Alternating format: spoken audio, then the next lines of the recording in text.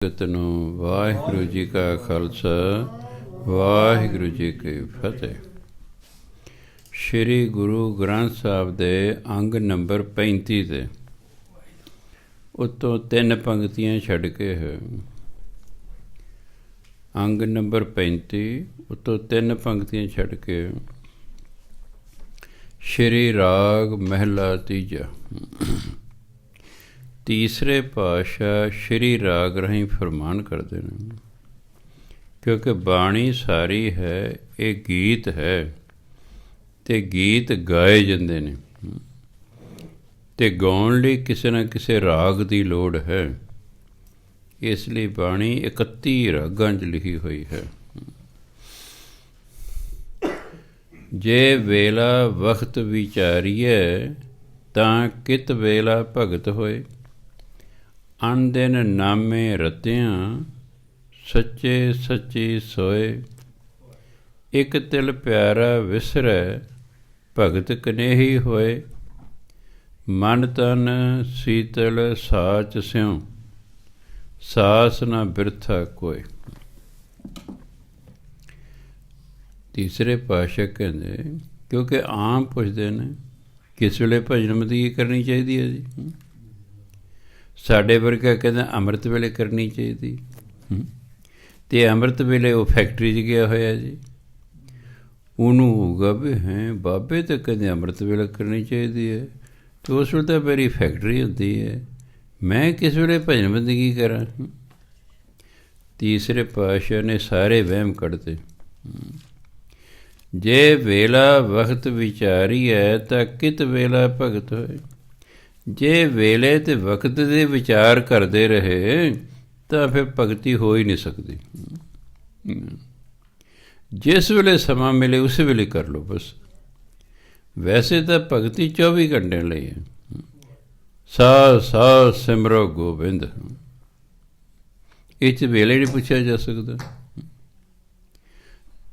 ਵੇਲਾ ਤਾਂ ਹੁੰਦਾ ਜੇ ਘੰਟਾ 2 ਘੰਟੇ ਭਜਨ ਬੰਦਗੀ ਕਰਨੀ ਹੋਵੇ। ਸਿੱਖ ਨੂੰ ਤਾਂ ਸਾਹ ਸਾਹ ਸਿਮਰੋ ਗੋਬਿੰਦ। ਬਈ ਜਦ ਤੂੰ ਉੱਠ ਪਿਆ ਵਾਹਿਗੁਰੂ ਲੱਗ ਜਾ ਕਰ, ਰਾਤ ਦੇ ਸੌਣ ਤੱਕ ਕਰੀ ਜਾ। ਸਾਲ 2 ਸਾਲਾਂ ਦੇ ਜੇ ਕੋਈ ਇਸ ਤਰ੍ਹਾਂ ਕਰ ਲੈ ਨਾ, ਸਾਰੇ ਹੀ ਝੰਜਟ ਖਤਮ ਹੋ ਜਾਂਦੇ ਨੇ ਅਤੇ ਬੰਦੇ ਦੀ ਬੱਲੇ ਬੱਲੇ ਹੋ ਜਾਂਦੀ ਹੈ। ਸ਼ਰਤ ਇੱਕੋ ਹੈ ਕਿ ਤੁਸੀਂ ਜਦੋਂ ਵਾਹਿਗੁਰੂ ਵਾਹਿਗੁਰੂ ਕਰਦੇ ਹੋ, ਤੁਹਾਡਾ ਧਿਆਨ ਕਿਤੇ ਹੋਰ ਨਹੀਂ ਜਾਣਾ ਚਾਹੀਦਾ, ਉਹਨੂੰ ਸੁਣਨਾ। ਜੋ ਬੋਲ ਰਹੇ ਹੋ ਉਸ ਨੂੰ ਸੁਣਨਾ, ਜੋ ਪੜ੍ਹ ਰਹੇ ਹੋ ਉਸ ਨੂੰ ਸੁਣਨਾ। ਕਿਤੇ ਮਨੁੱਖ ਸੁਣਨ ਲੱਗ ਜੇ ਤਾਂ ਜਪਜੀ ਸਾਹਿਬ ਗਰੰਟੀ ਤੇ ਸੁਣਿਆ ਸਿੱਧ ਪੀਰ ਸੁਰਨਾਥ, ਇੱਥੋਂ ਤੱਕ ਦੀ ਪਦਵੀ ਪ੍ਰਾਪਤ ਹੋ ਜਾਂਦੀ ਹੈ ਨਾ। ਕਿੰਨੇ ਸਮੇਂ 'ਚ ਨਿਤਨੇਮ ਕਰਨਾ? ਮੈਂ ਤਾਂ 25 ਮਿੰਟਾਂ 'ਚ ਕਰ ਦਿੰਦੇ, ਕੋਈ ਕਿ ਅੱਧੇ ਘੰਟੇ 'ਚ ਕਰ ਦਿੰਦੇ। ਪਾਠ ਹੀ ਕੀਤਾ, ਸੁਣਿਆ ਨਹੀਂ ਹੈ। ਇਸ ਲਈ ਕੋਈ ਪ੍ਰਾਪਤ ਨਹੀਂ ਹੁੰਦਾ, ਚਾਹੇ ਸਾਰੀ ਉਮਰ ਲੱਗੇ ਰਹੋ ਅਤੇ ਚਾਹੇ 1 ਘੰਟਾ ਭਜਨ ਬੰਦਗੀ ਕਰੋ, ਉਹਨੂੰ ਸੁਣ ਕੇ ਕਰੋ। ਬਾਣੀ ਪੜ੍ਹਨ ਨੂੰ ਕੰਨਾਂ ਨਾਲ ਸੁਣੋ, ਤੁਹਾਡੀ ਬਾਣੀ ਆਪਣੇ ਆਪ ਸ਼ੁੱਧ ਹੋ ਜਾਏਗੀ। ਸੁਣਨਾ ਹੀ ਨਹੀਂ, ਇਸ ਪੜ੍ਹੀ ਜੋ ਗਲਤ ਮਲਤ ਜਾਂਦੀ। ਜਿਵੇਂ ਪ੍ਰਾਇਮਰੀ ਵਾਲੇ ਬੱਚੇ ਪੜ੍ਹਦੇ ਨਾ ਜੋੜ ਜੋੜ ਕੇ, ਕੱਕੇ ਨੂੰ ਕੰਨਾ ਕਾ, ਕੱਕੇ ਨੂੰ ਕੰਨਾ ਕਾ, ਕੀ ਬਣ ਗਿਆ ਕਾਕਾ। ਇਸ ਤਰ੍ਹਾਂ ਜੇ ਵੇਲਾ ਵਕਤ ਵਿਚਾਰੀਐ, ਜੋੜ ਕੇ ਪੜ੍ਹਿਆ ਵਿਚਾਰੀਐ ਕਹੋਗੇ, ਨਹੀਂ ਤੇ ਜੇ ਵੇਲਾ ਵਕਤ ਵਿਚਾਰੀਏ ਵਾਹਿਗੁਰੂ ਸਾਰੀ ਬੋਲ ਦੋਗੇ, ਸਾਰੀ ਬੋਲ ਦੋ। ਕਿਉਂ? ਦੇਖੇ ਹੀ ਨਹੀਂ, ਦੇਖੇ ਨਹੀਂ ਵੀ ਸਿਆਰੀ ਲੱਗੇ ਕਿ ਬਿਆਰੀ ਲੱਗੀ। ਜੀ ਬਿਆਰੀ ਤਾਂ ਦੀ ਆਵਾਜ਼ ਕੀ ਹੈ ਅਤੇ ਸਿਆਰੀ ਦੀ ਕੀ ਆਵਾਜ਼ ਹੈ? ਕਈਆਂ ਤਾਂ ਆਵਾਜ਼ਾਂ ਦਾ ਨਹੀਂ ਪਤਾ। ਇੱਕ ਕਹਿੰਦਾ ਕਹੇ ਨੂੰ ਕਹਿੰਦਾ ਕਹੇ, ਅੱਛਾ ਜੇ ਕੱਕਾ ਹਾਹਿਰ ਨੂੰ ਲਾਵਾਂ ਕਹੇ ਹੈ ਤਾਂ ਮੈਂ ਜੀ ਕੱਕਾ ਅਤੇ ਹਾਹਿਰ ਨੂੰ ਲਾਂ ਕੀ ਹੋ ਗਿਆ? ਫਿਰ ਉਹ ਕੀ ਹੋਇਆ ਵੀ ਕਹੇ? ਮੈਂ ਦੋਨੋਂ ਇੱਕੋ ਉਚਾਰਨ ਨਹੀਂ ਹੋ ਸਕਦਾ। ਮੈਂ ਹਾਹਿਰ ਦਿਲਾਵਾਂ ਕਹਿੰਦਾ ਹੈ, ਅਤੇ ਮੈਂ ਫਿਰ ਇੱਥੇ ਹੁਣ ਨਹੀਂ ਦੱਸਿਆ। ਹੁਣ ਹੈ ਤਾਂ ਹੈ ਕਿਵੇਂ ਹੋ ਗਿਆ ਹੈ? ਕਿਉਂ? ਦੇਖਣੇ ਨਹੀਂ। ਤਾਂ ਹੁਣ ਮੰਨ ਲਓ ਤੁਹਾਨੂੰ ਕਹਿ ਪੜ੍ਹੋ ਜੀ, ਤੁਸੀਂ ਕਹਿਣਾ ਜੇ ਵੇਲਾ ਵਕਤ ਵਿਚਾਰੀਏ, ਤੁਸੀਂ ਬਾਬਰ ਸਾਰੀ ਬੋਲ ਦੇਣੀ ਸੀ। ਤਾਂ ਮੈਂ ਤਾਂ ਦੱਸਿਆ ਤੁਹਾਨੂੰ, ਜੇ ਵੇਲਾ ਵਕਤ ਵਿਚਾਰੀਏ ਤਾਂ ਕਿਤ ਵੇਲਾ ਭਗਤ ਹੋਏ। ਅਣ ਦਿਨ ਨਾਮੇ ਰਤਿਆਂ ਸੱਚੇ ਸੱਚੀ ਸੋਏ। ਇੱਕ ਤਿਲ ਪਿਆਰਾ ਵਿਸਰੈ ਭਗਤ ਕਨੇਹੀ ਹੋਏ। ਮਨ ਤਨ ਸੀਤਲ ਸਾਚ ਸਿਉ ਸਾਸ ਨਾ ਬਿਰਥਾ ਕੋਏ। ਆਪੇ ਸ਼ੁੱਧ ਹੋ ਜਾਏਗਾ ਪਾਠ। ਜੇ ਪਾਠ ਸ਼ੁੱਧ ਕਰੋਗੇ ਉਹ ਸਮਝ ਵਿੱਧੀ ਆ ਜਾਏਗੀ। ਸੋ ਧਿਆਨ, ਗੱਲ ਸਾਰੀ ਧਿਆਨ ਦੀ ਹੈ। ਧਿਆਨ ਨੂੰ ਹੀ ਮੈਡੀਟੇਸ਼ਨ ਕਹਿੰਦੇ ਨੇ ਇੰਗਲਿਸ਼। ਮੈਡੀਟੇਟ ਕਰਨਾ, ਕਿਸੇ ਇੱਕ ਗੱਲ 'ਤੇ ਧਿਆਨ ਕੇਂਦਰਿਤ ਕਰਨਾ। ਆਪਣੇ ਧਿਆਨ ਨੂੰ ਕਿਸੇ ਗੱਲ 'ਤੇ ਕੇਂਦਰਿਤ ਕਰ ਲੈਣਾ, ਉਹਨੂੰ ਕਹਿੰਦੇ ਨੇ ਮੈਡੀਟੇਸ਼ਨ। ਫਲਾਣਾ ਕਰ ਰਿਹਾ ਜੀ। ਸੋ ਜਦ ਅਸੀਂ ਵਾਹਿਗੁਰੂ ਵਾਹਿਗੁਰੂ ਵਾਹਿਗੁਰੂ, ਅਸੀਂ ਇੱਕ ਸ਼ਬਦ 'ਤੇ ਆਪਣੇ ਧਿਆਨ ਕੇਂਦਰਿਤ ਕਰ ਲਿਆ, ਵਾਹਿਗੁਰੂ 'ਤੇ। ਵਾਹਿਗੁਰੂ ਵਾਹਿਗੁਰੂ ਵਾਹਿਗੁਰੂ ਕਰੀ ਜਾਣਾ, ਕੰਨਾਂ ਨਾਲ ਸੁਣੀ ਜਾਣਾ। ਜਦੋਂ ਦੇਖਿਆ ਧਿਆਨ ਇੱਧਰ ਉੱਧਰ ਨੂੰ ਜਾਂਦਾ, ਵਾਹਿਗੁਰੂ ਕਰਨਾ ਬੰਦ ਕਰ ਦਿਓ, ਹੋਰ ਕੋਈ ਕੰਮ ਧੰਦਾ ਕਰ ਲਓ। ਫਿਰ ਜਦੋਂ ਠੀਕ ਹੋ ਜਾਓ ਥੋੜ੍ਹੇ, ਫਿਰ ਲੱਗ ਜਾਓ। ਤਾਂ ਕਹਿੰਦੇ ਜੇ ਵੇਲਾ ਵਕਤ ਵਿਚਾਰੀਏ ਤਾਂ ਕਿਤ ਵੇਲਾ ਭਗਤ ਹੋਏ। ਜੇ ਵੇਲੇ ਵਕਤ ਦਾ ਹੀ ਵਿਚਾਰ ਕਰਦੇ ਰਹੇ ਵੀ ਕਿਸ ਵੇਲੇ ਭਗਤੀ ਕਰਨੀ ਚਾਹੀਦੀ ਹੈ ਜੀ, ਫਿਰ ਨਹੀਂ ਭਗਤੀ ਹੁੰਦੀ, ਫਿਰ ਨਹੀਂ ਹੁੰਦੀ। ਸਾਰੇ ਵੇਲੇ ਭਗਤੀ ਦੇ ਨੇ। ਭਗਤੀ ਕਿਸੇ ਵੇਲੇ ਵੀ ਕਰ ਲਓ। ਅਣ ਦਿਨ ਨਾਮੇ ਰਤਿਆਂ ਸੱਚੇ ਸੱਚੀ ਸੋਏ। ਅਣ ਦਿਨ ਦਿਨ ਰਾਤ, ਜਿਹੜਾ ਦਿਨ ਰਾਤ ਨਾਮ 'ਚ ਰੰਗਿਆ ਰਹਿੰਦਾ ਨਾ, ਸੱਚੇ, ਉਹ ਪਰਮਾਤਮਾ ਦੇ ਦਰ 'ਤੇ ਸੱਚੇ ਹੁੰਦੇ ਨੇ। ਸੱਚੀ ਸੋਏ, ਸੋਏ ਉਹਦੇ ਸ਼ੁਭ, ਅਤੇ ਉਹਨਾਂ ਦੀ ਸੱਚੀ ਸੋਭਾ ਹੁੰਦੀ ਹੈ, ਸਦਾ ਰਹਿਣ ਵਾਲੀ ਸੋਭਾ ਹੁੰਦੀ ਉਹਨਾਂ ਦੀ। ਜਿਹੜਾ ਨਾਮ 'ਚ ਹਰ ਵਕਤ ਰੰਗਿਆ ਰਹਿੰਦਾ ਨਾ, ਉਹਦੀ ਵਡਿਆਈ ਤਾਂ ਯੁੱਗਾਂ ਤੱਕ ਹੁੰਦੀ ਹੈ। ਸਾਲ 2 ਸਾਲ ਲਈ ਨਹੀਂ, ਯੁੱਗਾਂ ਤੱਕ ਵਡਿਆਈ ਹੁੰਦੀ ਰਹਿੰਦੀ ਹੈ। 10ਵੇਂ ਪਾਤਸ਼ਾਹ ਦਾ ਦਰਬਾਰ ਲੱਗਾ, ਦੁਆਬੇ ਦਾ ਭਾਈ ਧਰਮ ਸਿੰਘ ਖੜ੍ਹਾ ਹੋ ਗਿਆ, ਕਿਹਾ ਸੱਚੇ ਪਾਤਸ਼ਾਹ, ਹਰ ਇਨਸਾਨ ਦੀ ਇੱਛਾ ਹੁੰਦੀ ਹੈ ਕਿ ਉਹਨੂੰ ਮਰਨ ਤੋਂ ਬਾਅਦ ਲੋਕ ਯਾਦ ਰੱਖਣ ਵੀ ਕੀ ਕੀਤਾ ਜਾਵੇ।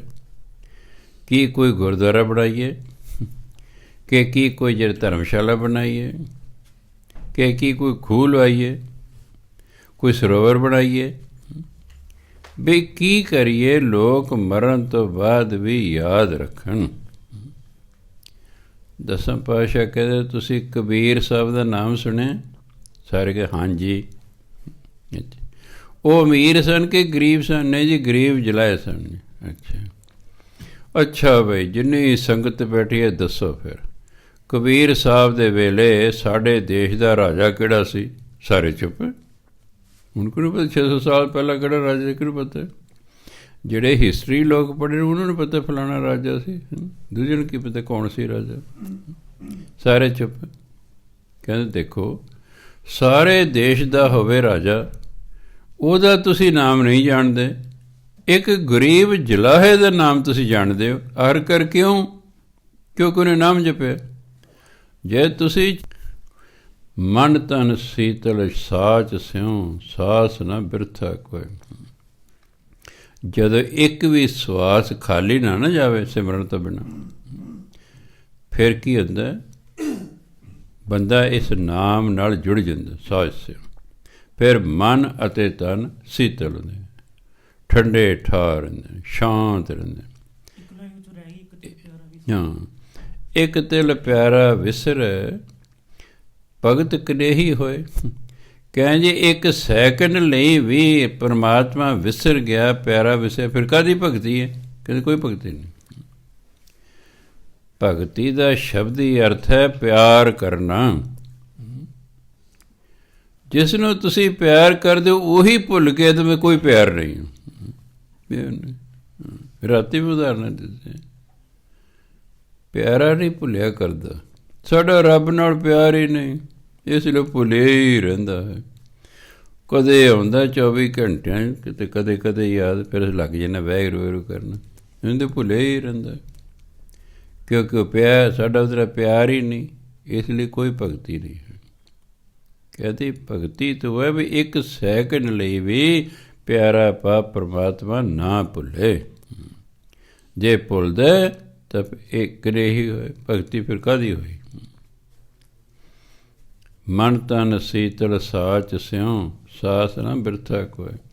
ਜਦੋਂ ਇੱਕ ਵੀ ਸਵਾਸ ਬੰਦੇ ਦਾ ਸਿਮਰਨ ਤੋਂ ਖਾਲੀ ਨਾ ਹੋਵੇ, ਫਿਰ ਉਹਦਾ ਮਨ ਅਤੇ ਤਨ ਸ਼ਾਂਤ ਹੋ ਜਾਂਦਾ, ਕਿਉਂਕਿ ਸੱਚ ਦੇ ਨਾਲ ਜੁੜ ਜਾਂਦਾ ਹੈ। ਆਮ ਕਹਾਵਤਾਂ ਨੂੰ ਵੀ ਸੰਸਾਰ ਤੇ ਅੱਗ ਹੈ, ਖੁਨਕ ਨਾਮ ਖੁਦਾਇਆ, ਪਰਮਾਤਮਾ ਦਾ ਨਾਮ ਠੰਡਾ। ਸੰਸਾਰ 'ਚ ਤ੍ਰਿਸ਼ਨਾਵਾਂ ਦੀ ਅੱਗ ਹੈ, ਬੰਦਾ ਸੜਦਾ ਬਲਦਾ ਰਹਿੰਦਾ। ਕਿਉਂ? ਲੋੜਾਂ ਪੂਰੀਆਂ ਹੋ ਜਾਂਦੀਆਂ ਨੇ, ਤ੍ਰਿਸ਼ਨਾਵਾਂ ਨਹੀਂ ਪੂਰੀਆਂ ਹੁੰਦੀਆਂ। ਅਤੇ ਜਦੋਂ ਪੂਰੀ ਨਾ ਹੋਵੇ ਬੰਦਾ ਦੁਖੀ ਰਹਿੰਦਾ ਹੈ। ਇੱਛਾ ਅੰਦਰ ਪੈਦਾ ਹੋ ਗਈ ਹੈ, ਉਹ ਪੂਰੀ ਨਹੀਂ ਹੋ ਰਹੀ, ਦੁੱਖ ਕਾਇਮ ਹੈ। ਫਿਰ ਉਹ ਇੱਛਾ ਪੂਰੀ ਹੋ ਵੀ ਗਈ, ਇੱਕ ਨਵੀਂ ਖੜੀ ਹੋ ਜਾਏਗੀ, ਇੱਕ ਨਵੀਂ ਖੜੀ ਹੋ ਜਾਏਗੀ। ਮਹਾਤਮਾ ਬੁੱਧ ਨੇ ਵੀ 2600 ਸਾਲ ਪਹਿਲਾਂ ਕਿਹਾ ਸੀ, ਇਹ ਸੰਸਾਰ ਦੁੱਖਾਂ ਦਾ ਘਰ ਹੈ। ਬਾਣੀ ਵੀ ਕਹਿੰਦੀ ਨਾਨਕ ਦੁਖੀਆ ਸਭ ਸੰਸਾਰ। ਫਿਰ ਉਹਨੇ ਕਾਰਨ ਦਿੱਤਾ ਵੀ ਕਿਉਂ ਦੁਖੀ ਨੇ ਲੋਕ। ਦੁੱਖਾਂ ਦਾ ਕਾਰਨ ਸਾਡੀਆਂ ਤ੍ਰਿਸ਼ਨਾਵਾਂ ਹਨ, ਸਾਡੀਆਂ ਇੱਛਾਵਾਂ ਸਾਡੇ ਦੁੱਖਾਂ ਦਾ ਕਾਰਨ ਹਨ। ਲੋੜਾਂ ਪੂਰੀਆਂ ਹੋ ਜਾਂਦੀਆਂ ਨੇ, ਤ੍ਰਿਸ਼ਨਾਵਾਂ ਨਹੀਂ ਪੂਰੀਆਂ ਹੁੰਦੀਆਂ, ਇਸ ਕਰਕੇ ਬੰਦਾ ਫਿਰ ਦੁਖੀ ਹੀ ਰਹਿੰਦਾ ਹੈ।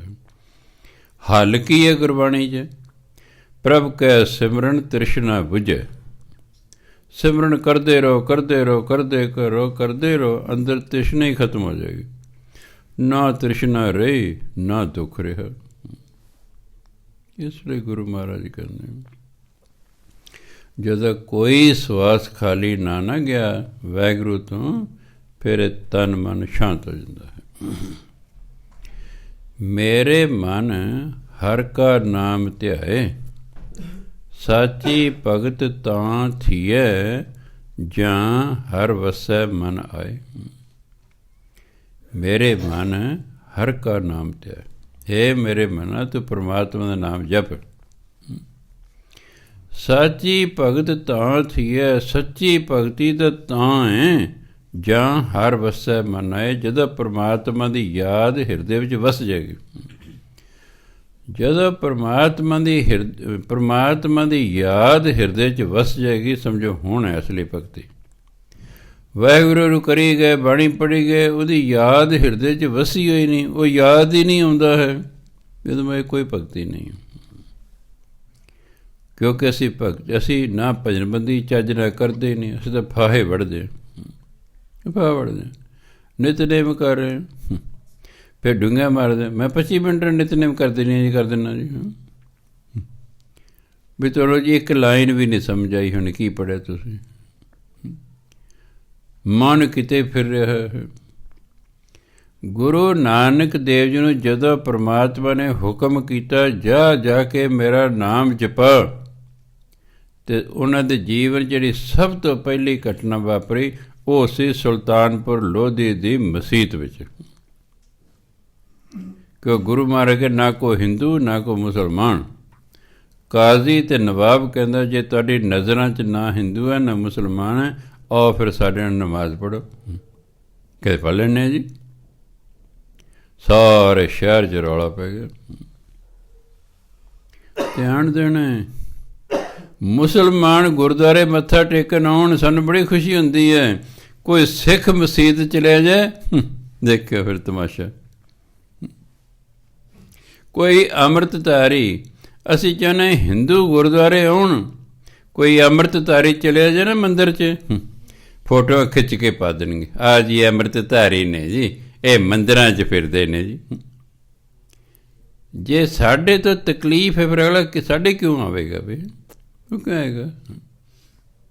ਉਹ ਆਉਣ ਅਤੇ ਅਸੀਂ ਖੁਸ਼ ਹਾਂ ਜੀ। ਹਿੰਦੂ ਗੁਰਦੁਆਰੇ ਆਉਂਦੇ ਨੇ ਜੀ, ਅਤੇ ਜੇ ਕੋਈ ਅੰਮ੍ਰਿਤਧਾਰੀ ਮੰਦਿਰ 'ਚ ਲੈ ਜਾਏ, ਨਾਲ ਦੀ ਨਾਲ ਅੱਜ ਕੱਲ੍ਹ ਸਾਰਿਆਂ ਕੋਲ ਹੀ ਕੈਮਰੇ ਨੇ ਮੋਬਾਇਲ, ਉਹਦੀ ਫੋਟੋਆਂ ਪਾ ਦੇਣਗੇ, ਆਹ ਦੇਖੋ ਜੀ ਬਾਬੇ ਬੜੇ ਫਿਰਦੇ ਨੇ ਜੀ, ਉੱਤੋਂ ਦੀ ਕਿਰਪਾਨ ਪਏ ਹੈ ਜੀ, ਇਹ ਮੰਦਿਰ 'ਚ ਮੂਰਤੀ ਨੂੰ ਮੱਥਾ ਟੇਕ ਰਹੇ ਨੇ। ਭਾਵੇਂ ਵਿਚਾਰਾ ਮਰਗ 'ਤੇ ਗਿਆ ਹੋਵੇ ਉਹਨਾਂ ਦੇ ਮੰਦਿਰ 'ਚ, ਮਰਗ 'ਚ ਗਿਆ। ਇਹ ਘਟੀਆ ਸੋਚ ਦੀ ਨਿਸ਼ਾਨੀ ਹੈ।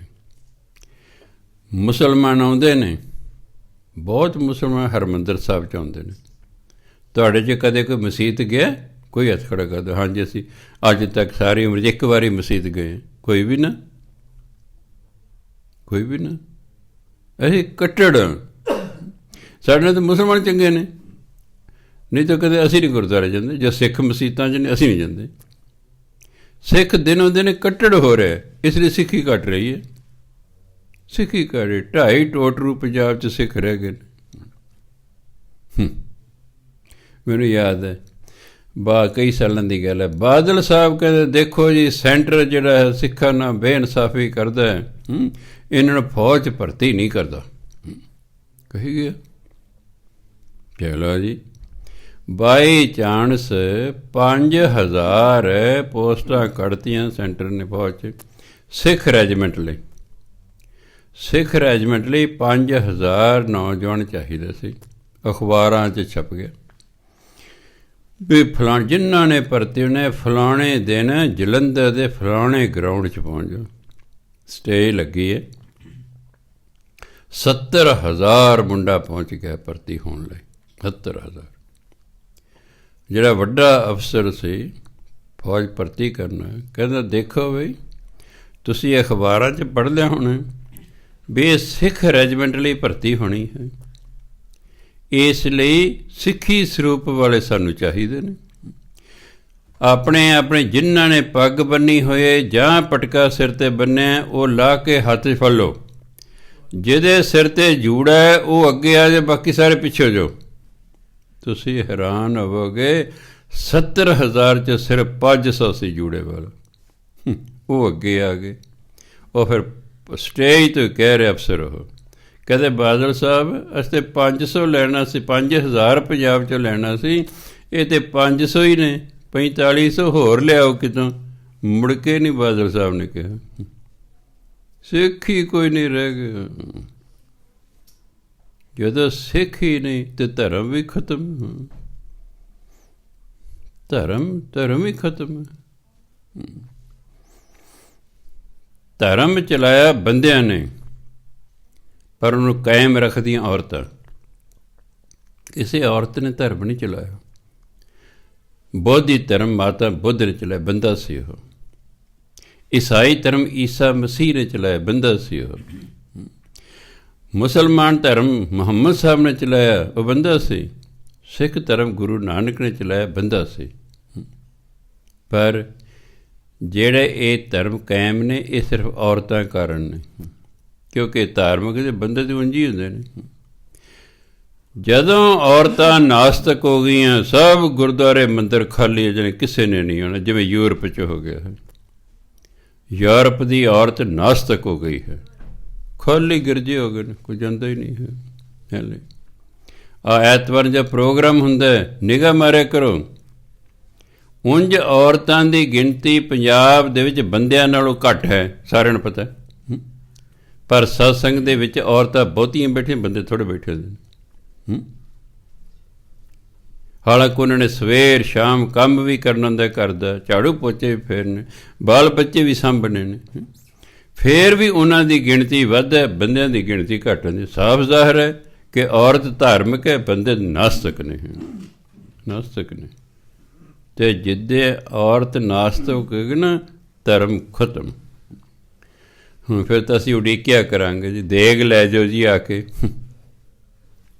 ਸਾਡੇ ਪਿੰਡ ਨਾ, ਸਾਡਾ ਖੇਤਾਂ 'ਚ ਘਰ ਸੀ, ਸੰਗਰਾਂਦ ਵਾਲੇ ਦਿਨ ਜਿਹੜਾ ਭਾਈ ਹੈ ਅਨਾਊਂਸਮੈਂਟ ਕਰ ਰਿਹਾ, ਭਾਈ ਦੇਗ ਤਾਂ ਕੇ ਲੈ ਜਾਓ। ਦੇਗ ਲੈਣ ਵੀ ਕੋਈ ਨਹੀਂ ਆਇਆ ਸੰਗਰਾਂਦ। ਵਾਜਾਂ ਮਾਰ ਭਾਈ ਦੇਗ ਤਾਂ ਕੇ ਲੈ ਜਾਓ।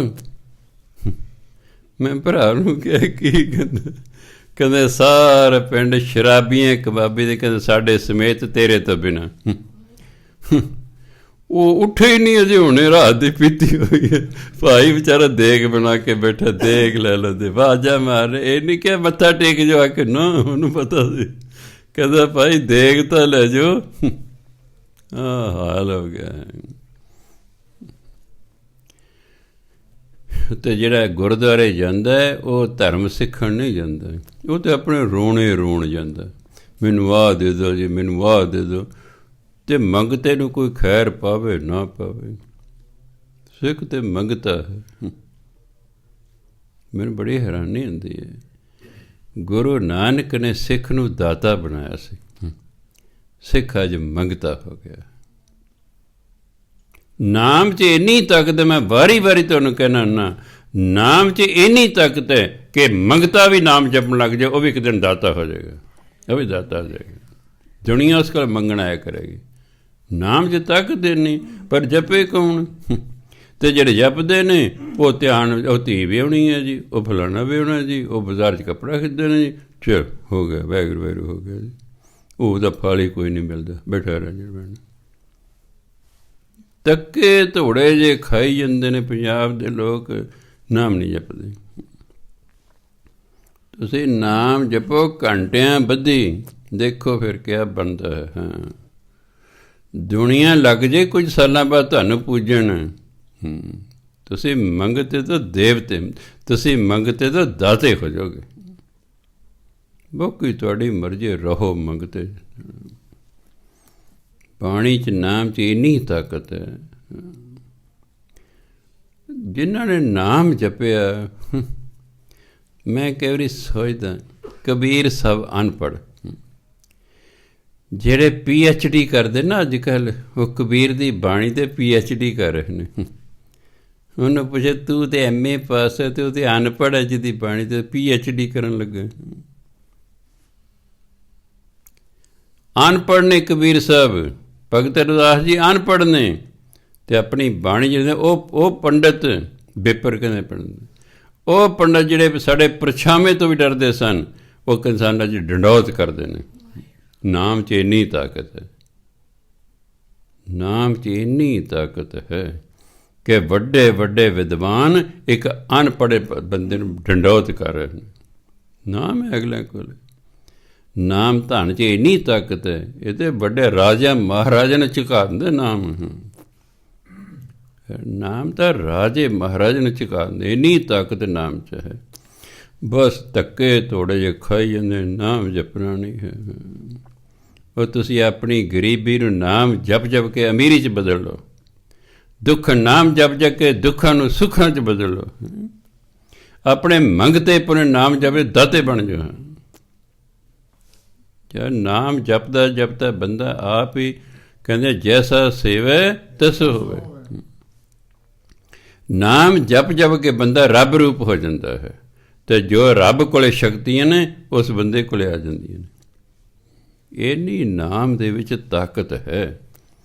ਪਰ ਲੋਕ ਬਸ ਗੁੱਪਾਂ ਜੀ ਮਾਰੀ ਜਾਂਦੇ, ਇੱਧਰ ਉੱਧਰ ਨੂੰ ਫਿਰੀ ਜਾਂਦੇ, ਸਮਾਂ ਖਰਾਬ ਕਰਨਾ, ਸ਼ਰਾਬਾਂ ਪੀ ਲਈਆਂ, ਨਸ਼ੇ ਕਰ ਲਏ, ਭੰਗੜੇ ਪਾ ਲਏ, ਡਾਂਸ ਕਰ ਲਏ, ਲੜਾਈਆਂ ਕਰ ਲਈਆਂ, ਥਾਣੇ ਧੱਕੇ ਖਾ ਲਏ, ਜੇਲ੍ਹਾਂ 'ਚ ਧੱਕੇ ਖਾ ਲਏ। ਐਂ ਜੀਵਨ ਜੇ ਬਤੀਤ ਹੋ ਜਾਂਦਾ। ਕਿਉਂ? ਸਤ ਸੰਗਤ ਕਰ ਰਹੀ ਨਹੀਂ, ਅਕਲ ਆਉਣੀ ਕੋਈ ਨਹੀਂ। ਦਾਤਾ ਭਲੇ ਕਰੇ। ਸੋ ਗੁਰੂ ਮਹਾਰਾਜ ਕਹਿੰਦੇ, ਮੇਰੇ ਮਨ ਹਰ ਕਾ ਨਾਮ ਧਿਆਏ, ਹੇ ਮੇਰੇ ਮਨਾ ਤੂੰ ਨਾਮ ਜਪ।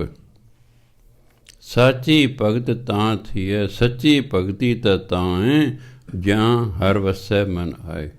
ਜਦੋਂ ਹਰੀ ਆ ਕੇ ਮਨ 'ਚ ਵਸ ਜਾਵੇ, ਭਾਵ ਹਰੀ ਦੀ ਯਾਦ ਮਨ 'ਚ ਵਸ ਜਾਏ। ਅੱਗੇ ਕਹਿੰਦੇ, ਸਹਿਜੇ ਖੇਤੀ ਰਾਹੀਐ, ਸੱਚ ਨਾਮ ਬੀਜ ਪਾਏ। ਖੇਤੀ ਜੰਮੀ ਅਗਲੀ, ਮਨੂਆ ਰੱਜਾ ਸਹਿਜ ਸੁਭਾਏ। ਗੁਰ ਕਾ ਸ਼ਬਦ ਅੰਮ੍ਰਿਤ ਹੈ, ਚਿਤ ਪੀਤੈ ਤਿਖ ਜਾਏ।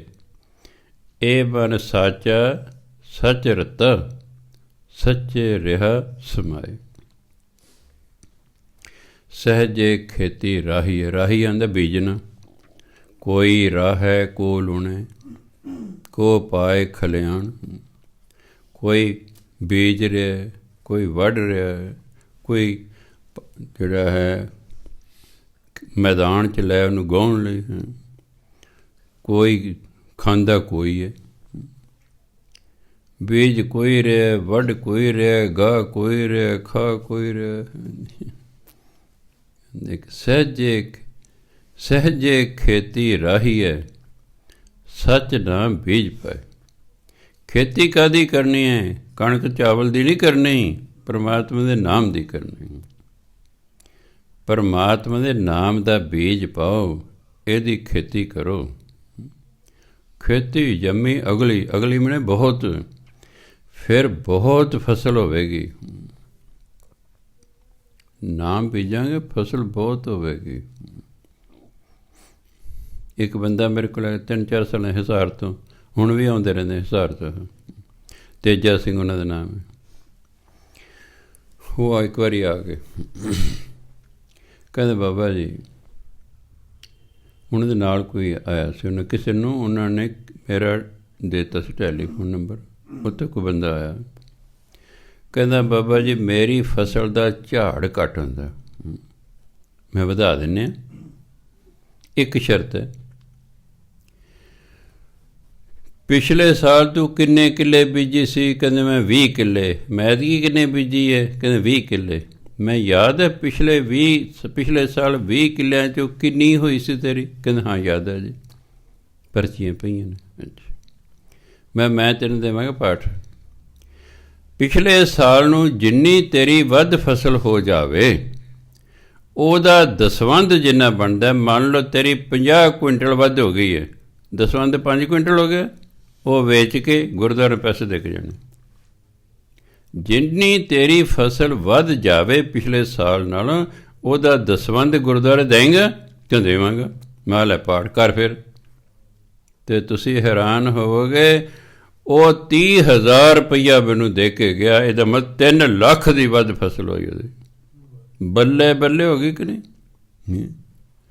ਬਾਣੀ ਪੜ੍ਹਨੇ ਨਹੀਂ, ਨਾਮ ਜਪਣਾ ਨਹੀਂ, ਧੱਕੇ ਜੇ ਖਾਈ ਜਾਣੇ, ਖਾਈ ਜਾਵੇ, ਤੁਹਾਡੀ ਮਰਜ਼ੀ ਹੈ। ਹੁਣ ਜਦੋਂ ਵੀ ਉਹਨੇ ਫਸਲ ਬੀਜਣੀ ਦੇ ਪਹਿਲਾਂ ਪੁੱਛਦਾ ਜੀ, ਮੈਂ ਆ ਫਸਲ ਬੀਜਣੀ ਫਲਾਣੀ ਤਰੀਕ ਨੂੰ ਸ਼ੁਰੂ ਕੀ ਬੀਜ ਲਾਂ ਜੀ?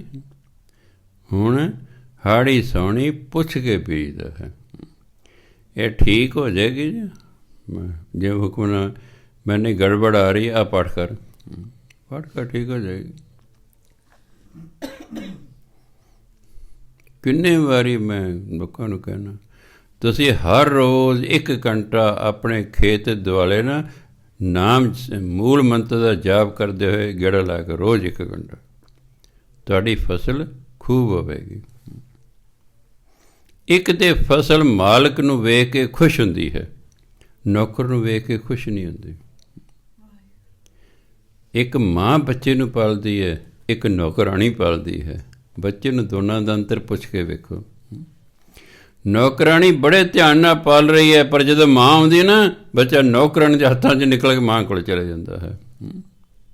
ਕਿ ਜੋ ਮਾਂ ਪਿਆਰ ਦੇ ਸਕਦੀ ਹੈ, ਉਹ ਨੌਕਰਾਣੀ ਨਹੀਂ ਦੇ ਸਕਦੀ। ਖੇਤੀ ਨੂੰ ਪਤਾ ਹੈ ਇਹ ਮੇਰਾ ਮਾਲਕ ਹੈ, ਇਹ ਮੇਰਾ ਨੌਕਰ ਹੈ। ਤੁਸੀਂ ਕੋ ਪਤਾ ਹੁੰਦਾ? ਸਭ ਪਤਾ। ਜਦੋਂ ਮਾਲਕ ਜਾਂਦਾ ਖੇਤ 'ਚ ਗੇੜਾ ਲਾਉਂਦਾ ਹੈ, ਖੇਤ ਖੁਸ਼ ਹੁੰਦਾ ਹੈ, ਵਾਹ ਮੇਰਾ ਮਾਲਕ ਆਇਆ ਹੈ। ਜਿਵੇਂ ਮੱਝ ਧਾਰ ਚੋਣ ਲੱਗੇ ਨਾ, ਸੰਗੀਤ ਲਾ ਦਿਓ, ਮੱਧਮ ਸੰਗੀਤ ਲਾ ਦਿਓ। ਕੱਲ੍ਹ ਜਿੰਨਾ ਦੁੱਧ ਦਿੱਤੇ ਉਹਦੇ ਨਾਲ ਅੱਜ ਪਾਈਆ ਵੱਧ ਦੇਵੇਗੀ, ਸਿਰਫ ਸੰਗੀਤ ਕਾਰਨ। ਉਹ ਸੰਗੀਤ ਸੁਣ ਰਹੀ ਹੈ, ਉਹ ਖੁਸ਼ ਹੈ, ਇਸ ਲਈ ਉਹਦਾ ਦੁੱਧ ਵੱਧ ਗਿਆ ਹੈ।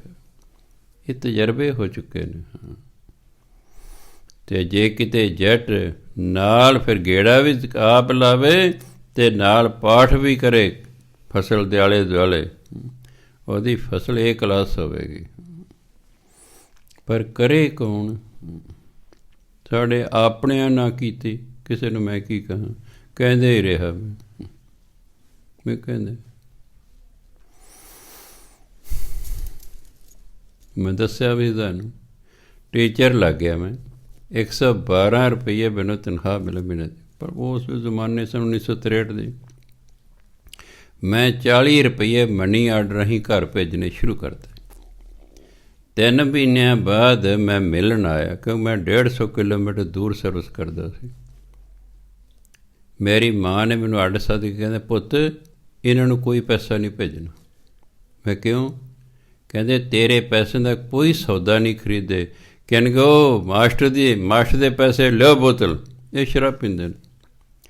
ਤੂੰ ਐਡੀ ਦੂਰ ਬੈਠਾ, 100 ਦੁੱਖ ਸੁੱਚ ਪੈਸਾ ਚਾਹੀਦਾ, ਇਹ ਤੇਰੇ ਪੈਸਿਆਂ ਦਾ ਸੌਦਾ ਕੋਈ ਨਹੀਂ ਕਰਦਾ ਲੈਂਦਾ, ਸ਼ਰਾਬ ਪੀਂਦੇ ਨੇ, ਇਹਨਾਂ ਨੂੰ ਅੱਗੇ ਤੋਂ ਕੋਈ ਪੈਸਾ ਨਹੀਂ ਭੇਜਣਾ। ਮੈਨੂੰ ਵੀ ਗੱਲ ਜੱਚ ਗਈ ਵੀ ਇਹ ਤਾਂ ਮੇਰੇ ਪੈਸੇ ਨੂੰ ਉਜਾੜਦੇ ਨੇ। ਇਸ ਲਈ ਜੱਟਾਂ ਦਾ ਤਾਂ ਆਹੀ ਹਾਲ ਰਹਿਣਾ, ਬਸ ਜਿੱਥੇ ਮਰਜ਼ੀ ਬੈਠੇ ਰਹੋ, ਜਿੱਥੇ ਲਾ ਕੇ ਆਹੀ ਹਾਲ ਇਹਨਾਂ ਦਾ ਰਹਿਣਾ। ਇਹ ਨਹੀਂ ਬਦਲਦੇ। ਨਾ ਇਹਨਾਂ ਸ਼ਰਾਬਾਂ ਛੱਡਣੀਆਂ, ਨਾ ਇਹਨਾਂ ਲੜਨਾ ਛੱਡਣਾ, ਨਾ ਇਹਨਾਂ ਮੁਕੱਦਮੇਬਾਜ਼ੀ ਛੱਡਣੀ।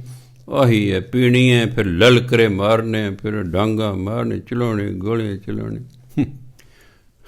ਜੱਟਾਂ ਦੇ ਵਿਆਹ 'ਚ ਕਦੇ ਪੈਲਸ ਚਲੇ ਜਾ, ਪੀ ਕੇ ਫਿਰ ਉੱਪਰ ਨੂੰ ਗੋਲੀ ਚਲਾਉਂਦੇ ਨੇ। ਉਹ ਕਈ ਵਾਰੀ ਆਪਣੇ ਦੀ ਵੱਜਦੀ, ਚਲੋ ਸਾਰੀ ਬੇਸਵਾਦੀ ਹੋ ਗਈ ਜੰਝ ਦੇ ਵਿਆਹ ਦੀ, ਨਾਲੇ ਮੁਕੱਦਮੇ ਚੱਲ ਪਏ, ਨਾਲੇ ਬੰਦਾ ਮਰ ਗਿਆ। ਪੀ ਲਓ ਜੀ। ਹਾਂ। ਮੇਰਾ ਸਟੂਡੈਂਟ ਮੈਨੂੰ, ਬਾਬਾ ਜੀ ਤੁਸੀਂ ਕਦੇ ਪੀਤੀ ਨਹੀਂ ਹੋਣੀ, ਤੁਸੀਂ ਪੀ ਕੇ ਦੇਖੋ, ਸਵਰਗ ਦੇ ਝੂਟੇ ਆਉਣਗੇ। ਮੈਂ ਤਾਂ ਭਰਾਵਾ ਇੱਥੇ ਹੀ ਝੂਟੇ ਲੈ ਰਿਹਾ, ਮੈਨੂੰ ਤਾਂ ਲੋੜ ਨਹੀਂ ਤੇਰੇ ਸਵਰਗ ਦੀ। ਇਹ 10ਵੀਂ ਦੀ ਗੱਲ ਹੈ। 12ਵੀਂ ਜਦੋਂ ਹੋਇਆ ਨਾ, ਪ੍ਰੇਅਰ 'ਚ ਖੜ੍ਹਿਆ ਸੀ, ਉਹਦੀ ਕਲਾਸ ਦੇ ਇੱਕ ਮੁੰਡੇ ਨੇ ਮੇਰੇ ਕੰਨ 'ਚ ਆ ਕੇ, ਸਰ ਜੀ ਜਿਹੜਾ ਕਹਿੰਦਾ ਸੀ ਸਵਰਗ ਦੇ ਝੂਟੇ ਆਉਣਗੇ, ਮੈਂ ਹਾਂ। ਕਹਿੰਦਾ ਰਾਤੀ ਪੀ ਕੇ ਮਰ ਗਿਆ ਉਹ। ਸਾਨੂੰ ਅਫਸੋਸ ਫਿਰ ਛੁੱਟੀ ਕਰਨੀ ਪਈ, ਸਾਡਾ ਵਿਦਿਆਰਥੀ ਸੀ ਆਖਰਕਾਰ। ਅਸੀਂ ਇਹ ਤਾਂ ਨਹੀਂ ਸਟੇਜ 'ਤੇ ਕਿਹਾ ਪੀ ਕੇ ਮਰ ਗਿਆ, ਕਿਉਂਕਿ ਜਦ ਮਰ ਹੀ ਗਿਆ ਫਿਰ ਕੀ ਕਹਿਣਾ। ਮੈਂ ਲੈ ਲਾ ਤੂੰ ਤਾਂ ਸਵਰਗ ਦੇ ਝੂਟੇ। ਸੋ ਆਪਣੇ ਹੀ ਨਹੀਂ ਮੰਨਦੇ। ਸ਼ੁਕਰ ਹੈ ਇੱਕ ਭਰਾ ਤੇ ਮੰਨ ਗਿਆ, ਜਿਹੜਾ ਇੱਥੇ ਦਸ਼ਮੇਸ਼ ਨਗਰ ਰਹਿੰਦੇ ਨੇ, ਉਹ ਤਾਂ ਅੰਮ੍ਰਿਤਧਾਰੀ ਹੋ ਗਏ ਨੇ, ਬਾਣੀ ਪੜ੍ਹਦੇ ਨੇ, ਨਾਮ ਲੈਂਦੇ ਨਹੀਂ, ਬਾਕੀ ਐਵੇਂ। ਸੋ ਗੁਰੂ ਮਹਾਰਾਜ ਕਹਿੰਦੇ, ਸਹਿਜੇ ਖੇਤੀ ਰਾਹੀਐ, ਸੱਚ ਨਾਮ ਬੀਜ ਪਾਏ। ਕਹਿੰਦੇ ਸਹਿਜ ਸੁਭਾਅ ਅਡੋਲ ਅਵਸਥਾ 'ਚ ਰਹਿ ਕੇ ਨਾਮ ਦੀ ਖੇਤੀ ਬੀਜਣੀ ਹੈ, ਨਾਮ ਦਾ ਬੀਜ ਪਾਉਣਾ। ਖੇਤੀ ਜੰਮੀ ਅਗਲੀ, ਬਹੁਤ ਫਸਲ ਹੋਵੇਗੀ, ਬਹੁਤ ਨਾਮ ਧਨ ਹੋਵੇਗਾ। ਉਹ ਨਾਮ ਧਨ ਗਿਆ ਮਨੂਆ ਰੱਜਾ, ਸਹਿਜ ਸੁਭਾਅ। ਮਨ ਫਿਰ ਸਹਿਜ ਸੁਭਾਏ ਰੱਜ ਜਾਏਗਾ। ਮਨ ਹੀ ਭੁੱਖਾ, ਸਰੀਰ ਨਹੀਂ ਭੁੱਖਾ। ਸਰੀਰ ਨੂੰ ਰਜਾਉਣਾ ਤਾਂ ਕੋਈ ਔਖਾ ਨਹੀਂ। 2 ਰੋਟੀਆਂ ਖਾ ਲੂ, 4 ਖਾ ਲੂ, 6 ਖਾ ਲੂ, ਹੋਰ ਕਿੰਨੀਆਂ ਕੁ ਖਾ ਲੂਗਾ। ਸਾਡੇ ਇੱਕ ਟੀਚਰ ਸੀ, 8 ਖਾਂਦਾ ਸੀ। ਉਹ ਹੁਣ ਅਸੀਂ ਖਾਈਏ ਰਿਸਰਚ, ਇੱਕ ਕੋਈ 2 ਖਾਵੇ, ਉਹ ਖਾਵੇ 8। ਅਗਲੇ ਦਿਨ ਮੈਨੂੰ ਕਹਿੰਦਾ ਵੀ ਜੈਮਲ ਸਿੰਘ ਜੀ, ਮੈਨੂੰ ਲੱਗਦੀ ਸ਼ਰਮ, 4 ਰੋਟੀਆਂ ਤਾਂ ਮੈਂ ਸਵੇਰੇ ਖਾ ਕੇ ਵੱਡੀਆਂ ਵੱਡੀਆਂ, 8 ਨਾਲ ਲੈ ਕੇ ਆ, 4 ਜਾ ਕੇ ਖਾਊਂਗਾ ਮੈਂ। ਤੂੰ ਐਂ ਕਰ, ਰਿਸੈਸ ਤੋਂ ਪਹਿਲਾਂ ਤੇਰੇ ਕੋਲ ਪੀੜ ਖਾਲੀ, ਕਹਿੰਦੇ ਚੌਥਾ ਖਾਲੀ ਹੁੰਦਾ। ਮੈਂ ਤੂੰ ਖਾਲੀ ਪੀੜ 'ਚ ਨਾ 5 ਖਾ ਲਿਆ ਕਰ, 3 ਰੱਖ ਲਿਆ ਕਰ, ਉਹ ਸਾਡੇ ਨਾਲ ਖਾ ਲਿਆ ਕਰ। ਹਾਂ ਕਹਿੰਦਾ ਇਹ ਠੀਕ ਹੈ। ਕਹਿਣ ਦਾ ਪਾ ਫੇਰ ਵੀ ਪੇੜ ਤਾਂ ਰੱਜ ਹੀ ਗਿਆ 8 ਖਾ ਕੇ, ਵੀ ਮਨ ਨਹੀਂ ਰੱਜਦਾ। ਇਹ ਨਾਮ ਨਾ ਰੱਜੂਗਾ। ਤਾਂ ਕਹਿੰਦੇ ਨਾਮ ਦੀ ਜਦੋਂ ਖੇਤੀ ਹੋਈ ਨਾ, ਕਹਿੰਦਾ ਮਨ ਰੱਜ ਗਿਆ। ਮਨੂਆ ਰੱਜਿਆ ਸਹਿਜ ਸੁਭਾਏ, ਸਹਿਜ ਸੁਭਾਏ ਮਨ ਰੱਜ ਗਿਆ। ਮਨ ਕਹਿੰਦਾ ਦਾਤੇ ਦਾ ਦਿੱਤਾ ਬਹੁਤ ਹੈ। ਇੱਕ ਉੱਤੋਂ ਕਹਿਣਾ ਦਾਤੇ ਦਾ ਦਿੱਤਾ ਬਹੁਤ ਹੈ, ਅਤੇ ਫਿਰ ਘੰਟੇ ਬਾਅਦ ਅਰਦਾਸ ਕਰਨੀ, ਸੱਚੇ ਪਾਤਸ਼ਾਹ ਹੋਰ ਦੇਈ। ਉਹਦਾ ਕਿਆ ਫਾਇਦਾ? ਕੋਈ ਆ ਬਾਬਾ ਜੀ ਕੀ ਹਾਲ ਚਾਲ ਹੈ, ਹਜੇ ਇਹ ਕਲਾਸ ਹੈ ਮੇਰੀ। ਆ ਤਾਂ ਮੈਂ ਇਹੀ ਕਹਿਣਾ, ਉਹ 10 ਮਿੰਟ ਗੱਲਾਂ ਬਾਤਾਂ ਕਰੀ ਜਾਊਗਾ। ਆ ਬਾਬਾ ਜੀ ਆਪ ਦਵਾਈਆਂ ਬੜੀਆਂ ਟੇਬਲ 'ਤੇ ਰੱਖੀਆਂ।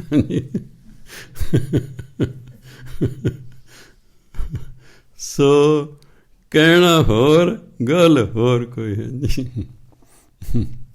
ਵੀ ਜੇ ਤੂੰ ਆਨੰਦ 'ਚ ਹੈ ਫਿਰ ਦਵਾਈਆਂ ਕਿਉਂ ਰੱਖੀਆਂ ਹੋਈਆਂ ਨੇ। ਸੋ ਇਸ ਲਈ ਫਿਰ ਮਨ ਰੱਜ ਜਾਂਦਾ ਹੈ। ਮਨ ਫਿਰ ਭੁੱਖਾ ਨਹੀਂ ਕਰਦਾ, ਕਿਉਂ ਨਾਮ ਤੋਂ ਬਿਨਾਂ ਮਨ ਰੱਜਦਾ ਹੀ ਨਹੀਂ, ਚਾਹੇ ਅਰਬਾਂ ਖਰਬਾਂ ਹੋਣ। ਕਈ ਵਾਰੀ ਬੰਦਾ ਗਰੀਬ ਸੋਚਦੇ ਮੇਰੇ ਕੋਲ ਲੱਖ ਹੋਵੇ ਨਾ, ਬਸ ਉਹ ਜੋ ਬਾਈ ਚਾਂਸ ਲੱਖ ਹੋ ਗਿਆ, ਉਹਦੀ ਲਾਟਰੀ ਨਿਕਲ ਗਈ, ਸਪੋਜ਼ ਕਰੋ ਹੋ ਗਿਆ ਲੱਖ, ਫਿਰ ਉਹ ਪਹਿਲਾਂ ਜੇ ਸਾਈਕਲ 'ਤੇ ਸੀ ਨਾ, ਮੋਟਰਸਾਈਕਲ ਖਰੀਦੂਗਾ। ਮੋਟਰਸਾਈਕਲ ਜੇ ਤਾਂ ਦੂਜਾ ਖਰੀਦੇਗਾ ਤਾਂ ਉਹਦੇ 1 ਲੱਖ 'ਚ ਆਉਣਾ ਹੀ ਨਹੀਂ, ਉਹ ਦੁੱਗ ਵਾਲਾ ਤਾਂ ਮਹਿੰਗਾ। ਇੱਕ ਮੋਟਰਸਾਈਕਲ ਵੀ ਨਹੀਂ ਉਹਦੇ ਲੱਖ 'ਚ ਆਉਣਾ, ਫਿਰ ਉਹਨੂੰ 60-65 ਵਾਲਾ ਹਜ਼ਾਰ ਲੈਣਾ ਪੈਣਾ। ਕੋਈ ਕੱਪੜੇ ਸਲਾਹ ਲਏ, ਬੂਟ ਲੈ ਲਏ, ਆਹ ਲੈ ਲਏ, ਘਰ 'ਤੇ ਚੱਲ ਮੁੱਕ ਗਿਆ ਲੱਖ। ਉਹ ਕਹਿੰਦੇ ਤਾਂ ਕੁਛ ਵੀ ਨਹੀਂ ਸੀ। ਯਾਰ 10 ਲੱਖ ਹੋਣਾ ਚਾਹੀਦਾ, 10 ਲੱਖ ਦੀ ਲਾਟਰੀ ਨਿਕਲ ਗਈ। ਫਿਰ ਕਹਿੰਦਾ ਯਾਰ ਕੀ ਕਾਰ ਲਓ, 6-7 ਲੱਖ ਦੀ ਕਾਰ ਲੈ ਲਈ, ਹੋਰ ਕੁਝ ਚੀਜ਼ਾਂ ਲੈ ਲਈਆਂ, ਉਹ 10 ਲੱਖ ਵੀ ਮੁੱਕ ਗਏ। ਨਹੀਂ ਯਾਰ 50 ਲੱਖ ਹੋਣਾ ਚਾਹੀਦਾ। ਜਿਉਂ-ਜਿਉਂ ਸਾਡੇ ਕੋਲ ਪੈਸਾ ਵਧੇਗਾ, ਸਾਡਾ ਸਟੈਂਡਰਡ ਵੀ ਹਾਈ ਹੋਵੇਗਾ, ਇਸ ਕਰਕੇ ਥੋੜ੍ਹੇ ਹੋ ਜਾਣਗੇ। ਇਸ ਲਈ ਇਹ ਮਨ ਨਹੀਂ ਰੱਜਦਾ। ਅਤੇ ਜਿੰਨਾ ਚਿਰ ਮਨ ਨਾ ਰੱਜੇ, ਬੰਦਾ ਜੇ ਭੁੱਖਾ ਬੰਦਾ ਦੁਖੀ ਰਹਿੰਦਾ ਨਾ, ਪੇਟ ਨਾ ਪਈਆਂ ਰੋਟੀਆਂ ਸਭੇ ਗੱਲਾਂ ਖੋਟੀਆਂ, ਭੁੱਖੇ ਭਗਤਨ ਕੀਜੇ ਇਹ ਮਾਲਾ ਆਪਣੀ ਲੈ ਜਾ। ਅਗਲਾ ਸਾਹਿਬ ਕਹਿੰਦਾ ਭੁੱਖਿਆ ਨਹੀਂ ਭਗਤੀ ਹੁੰਦੀ। ਸੋ ਜੇ ਮਨ ਭੁੱਖਾ ਹੈ, ਸ਼ਾਂਤ ਹੀ ਨਹੀਂ ਹੁੰਦਾ। ਤੁਹਾਡੇ ਬੱਚੇ ਨੂੰ ਭੁੱਖ ਲੱਗੀ ਹੋਈ ਹੈ, ਤੁਸੀਂ ਕਈ ਵਾਰੀ ਨਾ ਛੇਤੀ ਦੁੱਧ ਪਿਲਾਉਣ ਲਈ ਜੇ ਤਿਆਰ ਨਹੀਂ ਕੋਈ ਕੰਮ ਕਰ ਰਹੇ, ਉਹਨੂੰ ਕੋਈ ਖਿਡੌਣਾ ਦੇ ਦਿੰਦੇ ਹੋ, ਉਹ 1-2 ਮਿੰਟ ਛਿਣਕਾਉਂਦਾ, ਫਿਰ ਰੋਣ ਲੱਗ ਜਾਂਦਾ। ਤੁਸੀਂ ਉਹਨੂੰ ਕੋਈ ਥੋੜ੍ਹਾ ਜਿਹਾ ਹਿਲਾ ਦਿੰਦੇ ਹੋ 1-2 ਮਿੰਟ, ਉਹ 1-2 ਮਿੰਟ ਚੁੱਪ ਕਰਦਾ, ਫਿਰ ਰੋਣ ਲੱਗ, ਕਿਉਂ ਉਹਨੂੰ ਭੁੱਖ ਲੱਗੀ ਹੈ। ਉਹਨੂੰ ਭੁੱਖ ਲੱਗੀ ਹੈ, ਬਾਕੀ ਚੀਜ਼ਾਂ ਨਾਲ ਨਹੀਂ ਪਰਚਾਇਆ ਜਾ ਸਕਦਾ ਉਹਨੂੰ। ਅਖੀਰ 'ਤੇ ਜਦੋਂ ਮਾਂ ਦੁੱਧ ਪਿਲਾਉਂਦੀ ਹੈ, ਉਹ ਤੋਂ ਬਾਅਦ ਆਪਣਾ ਸੌਂ ਜਾਂਦਾ, ਰੱਜ ਗਿਆ ਨਾ ਹੁਣ। ਅਤੇ ਮਨ ਤਾਂ ਰੱਜਦਾ ਹੀ ਨਹੀਂ, ਇਸ ਲਈ ਇਹ ਰੀ ਕਰਦਾ ਹੀ ਰਹਿੰਦਾ। ਇਹ ਨਾਮ ਤੋਂ ਬਿਨਾਂ ਨਹੀਂ ਰੱਜਦਾ। ਇਸ ਲਈ ਨਾਮ ਜਪਿਆ ਕਰੋ, ਮਨ ਸ਼ਾਂਤ ਹੋ ਜਾਏਗਾ, ਤੁਸੀਂ ਸੁਖੀ ਹੋ ਜਾਓਗੇ। ਅਰਥ ਕੀ ਗੁਰ ਕਾ ਸ਼ਬਦ ਅੰਮ੍ਰਿਤ ਹੈ, ਜਿਤ ਪੀਤੈ ਤਿਖ ਜਾਏ। ਤਿਖ ਹੁੰਦਾ ਪਿਆਸ। ਗੁਰੂ ਦਾ ਜਿਹੜਾ ਸ਼ਬਦ ਹੈ ਉਹ ਤਾਂ ਅੰਮ੍ਰਿਤ ਹੈ, ਜਿਸ ਨੂੰ ਪੀਣ ਨਾਲ ਇਹ ਤ੍ਰਿਸ਼ਨਾਵਾਂ ਦੀ ਜਿਹੜੀ ਪਿਆਸ ਹੈ ਇਹ ਖਤਮ ਹੋ ਜਾਂਦੀ ਹੈ। ਕਾਹਦੀ ਪਿਆਸ ਹੈ? ਪਾਣੀ ਦੀ ਨਹੀਂ।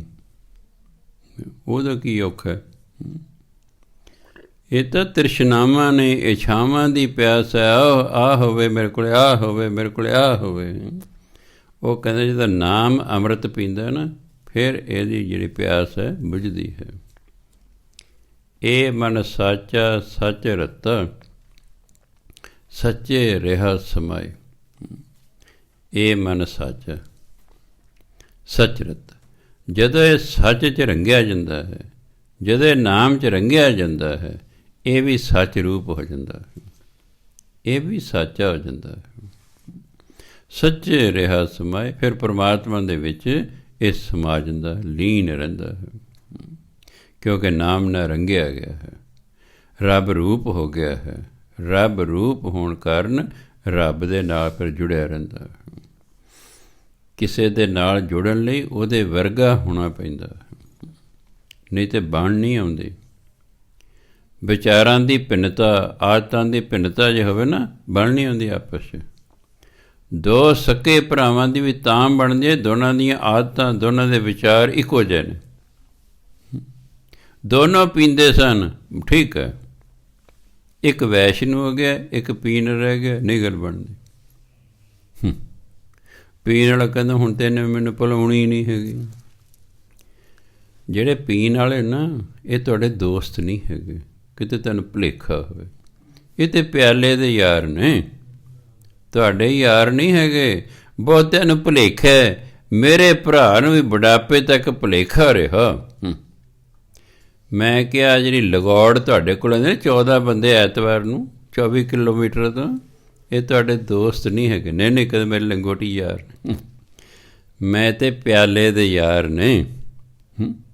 ਵਿਸ਼ਵਾਸ ਨਾ ਆਵੇ, ਮੈਂ ਇਹ ਤੁਹਾਡੇ ਯਾਰ ਨਹੀਂ ਹੈਗੇ, ਇਹ ਤੁਹਾਡੇ ਪਿਆਲੇ ਦੇ ਯਾਰ ਨੇ। ਤਜਰਬਾ ਕਰਨਾ ਤਾਂ ਫਿਰ ਤੁਹਾਨੂੰ ਪਤਾ ਲੱਗ ਜਾਊਗਾ। ਮੈਂ ਤੁਸੀਂ ਕਿਹਾ ਵੀ ਦੇਖੋ ਭਾਈ, ਪਹਿਲਾਂ ਮੈਂ ਰਹਿੰਦਾ ਸੀ ਘਨੌਰ ਅਤੇ ਮੇਰਾ ਭਰਾ ਰਹਿੰਦਾ ਸੀ ਪਟਿਆਲੇ, ਅਤੇ ਲੋਕਾਂ ਨੂੰ ਪਟਿਆਲਿਆਂ ਨੂੰ ਪਤਾ ਨਹੀਂ ਸੀ ਭਰਾ ਹੈ। ਹੁਣ ਮੈਂ ਆ ਗਿਆ ਪਟਿਆਲੇ ਅਤੇ ਮੈਂ ਹੁਣ ਜਾਂਦਾ ਸਤਸੰਗ 'ਚ, ਸਾਰੇ ਲੋਕਾਂ ਨੂੰ ਪਤਾ ਲੱਗਿਆ ਵੀ ਬਾਬਾ ਜੀ ਦਾ ਵੱਡਾ ਭਾਈ ਹੈ। ਅਤੇ ਅਗਲਾ ਕਹੂਗਾ ਵੀ ਇੱਕ ਤਾਂ ਸ਼ਰਾਬਾਂ ਛਡਾਉਂਦਾ, ਆ ਦੂਜਾ ਬੋਤਲ ਲੈ ਕੇ ਬੈਠਾ, ਕਹਿੰਦਾ ਵੀ ਚੰਗਾ ਨਹੀਂ ਲੱਗਦਾ। ਮੇਰੇ ਭਰਾ ਦੇ ਆਦਰ ਮਾਣ 'ਚ ਫਰਕ ਪੈਂਦਾ ਹੈ। ਬਈ ਮੈਂ ਫੈਸਲਾ ਕਰ ਲਿਆ, ਮੈਂ ਤਾਂ ਨਹੀਂ ਪੀਣੀ, ਇਸ ਲਈ ਮੈਂ ਤਾਂ ਤੁਹਾਨੂੰ ਚਾਹ ਪਿਲਾ ਸਕਦਾ। ਠੀਕ, ਮੈਂ ਤੁਸੀਂ ਆਪ ਪੀਵੀ ਜਾ, ਮੈਂ ਨਹੀਂ ਤੁਹਾਨੂੰ ਕਹਿੰਦਾ, ਪਰ ਉਹਨਾਂ ਨੂੰ ਐਂ ਕਹਿਣਾ। ਆ ਗਏ ਜੀ, ਮੈਂ ਵੀ ਕੁਦਰਤੀ ਚਲਿਆ ਗਿਆ।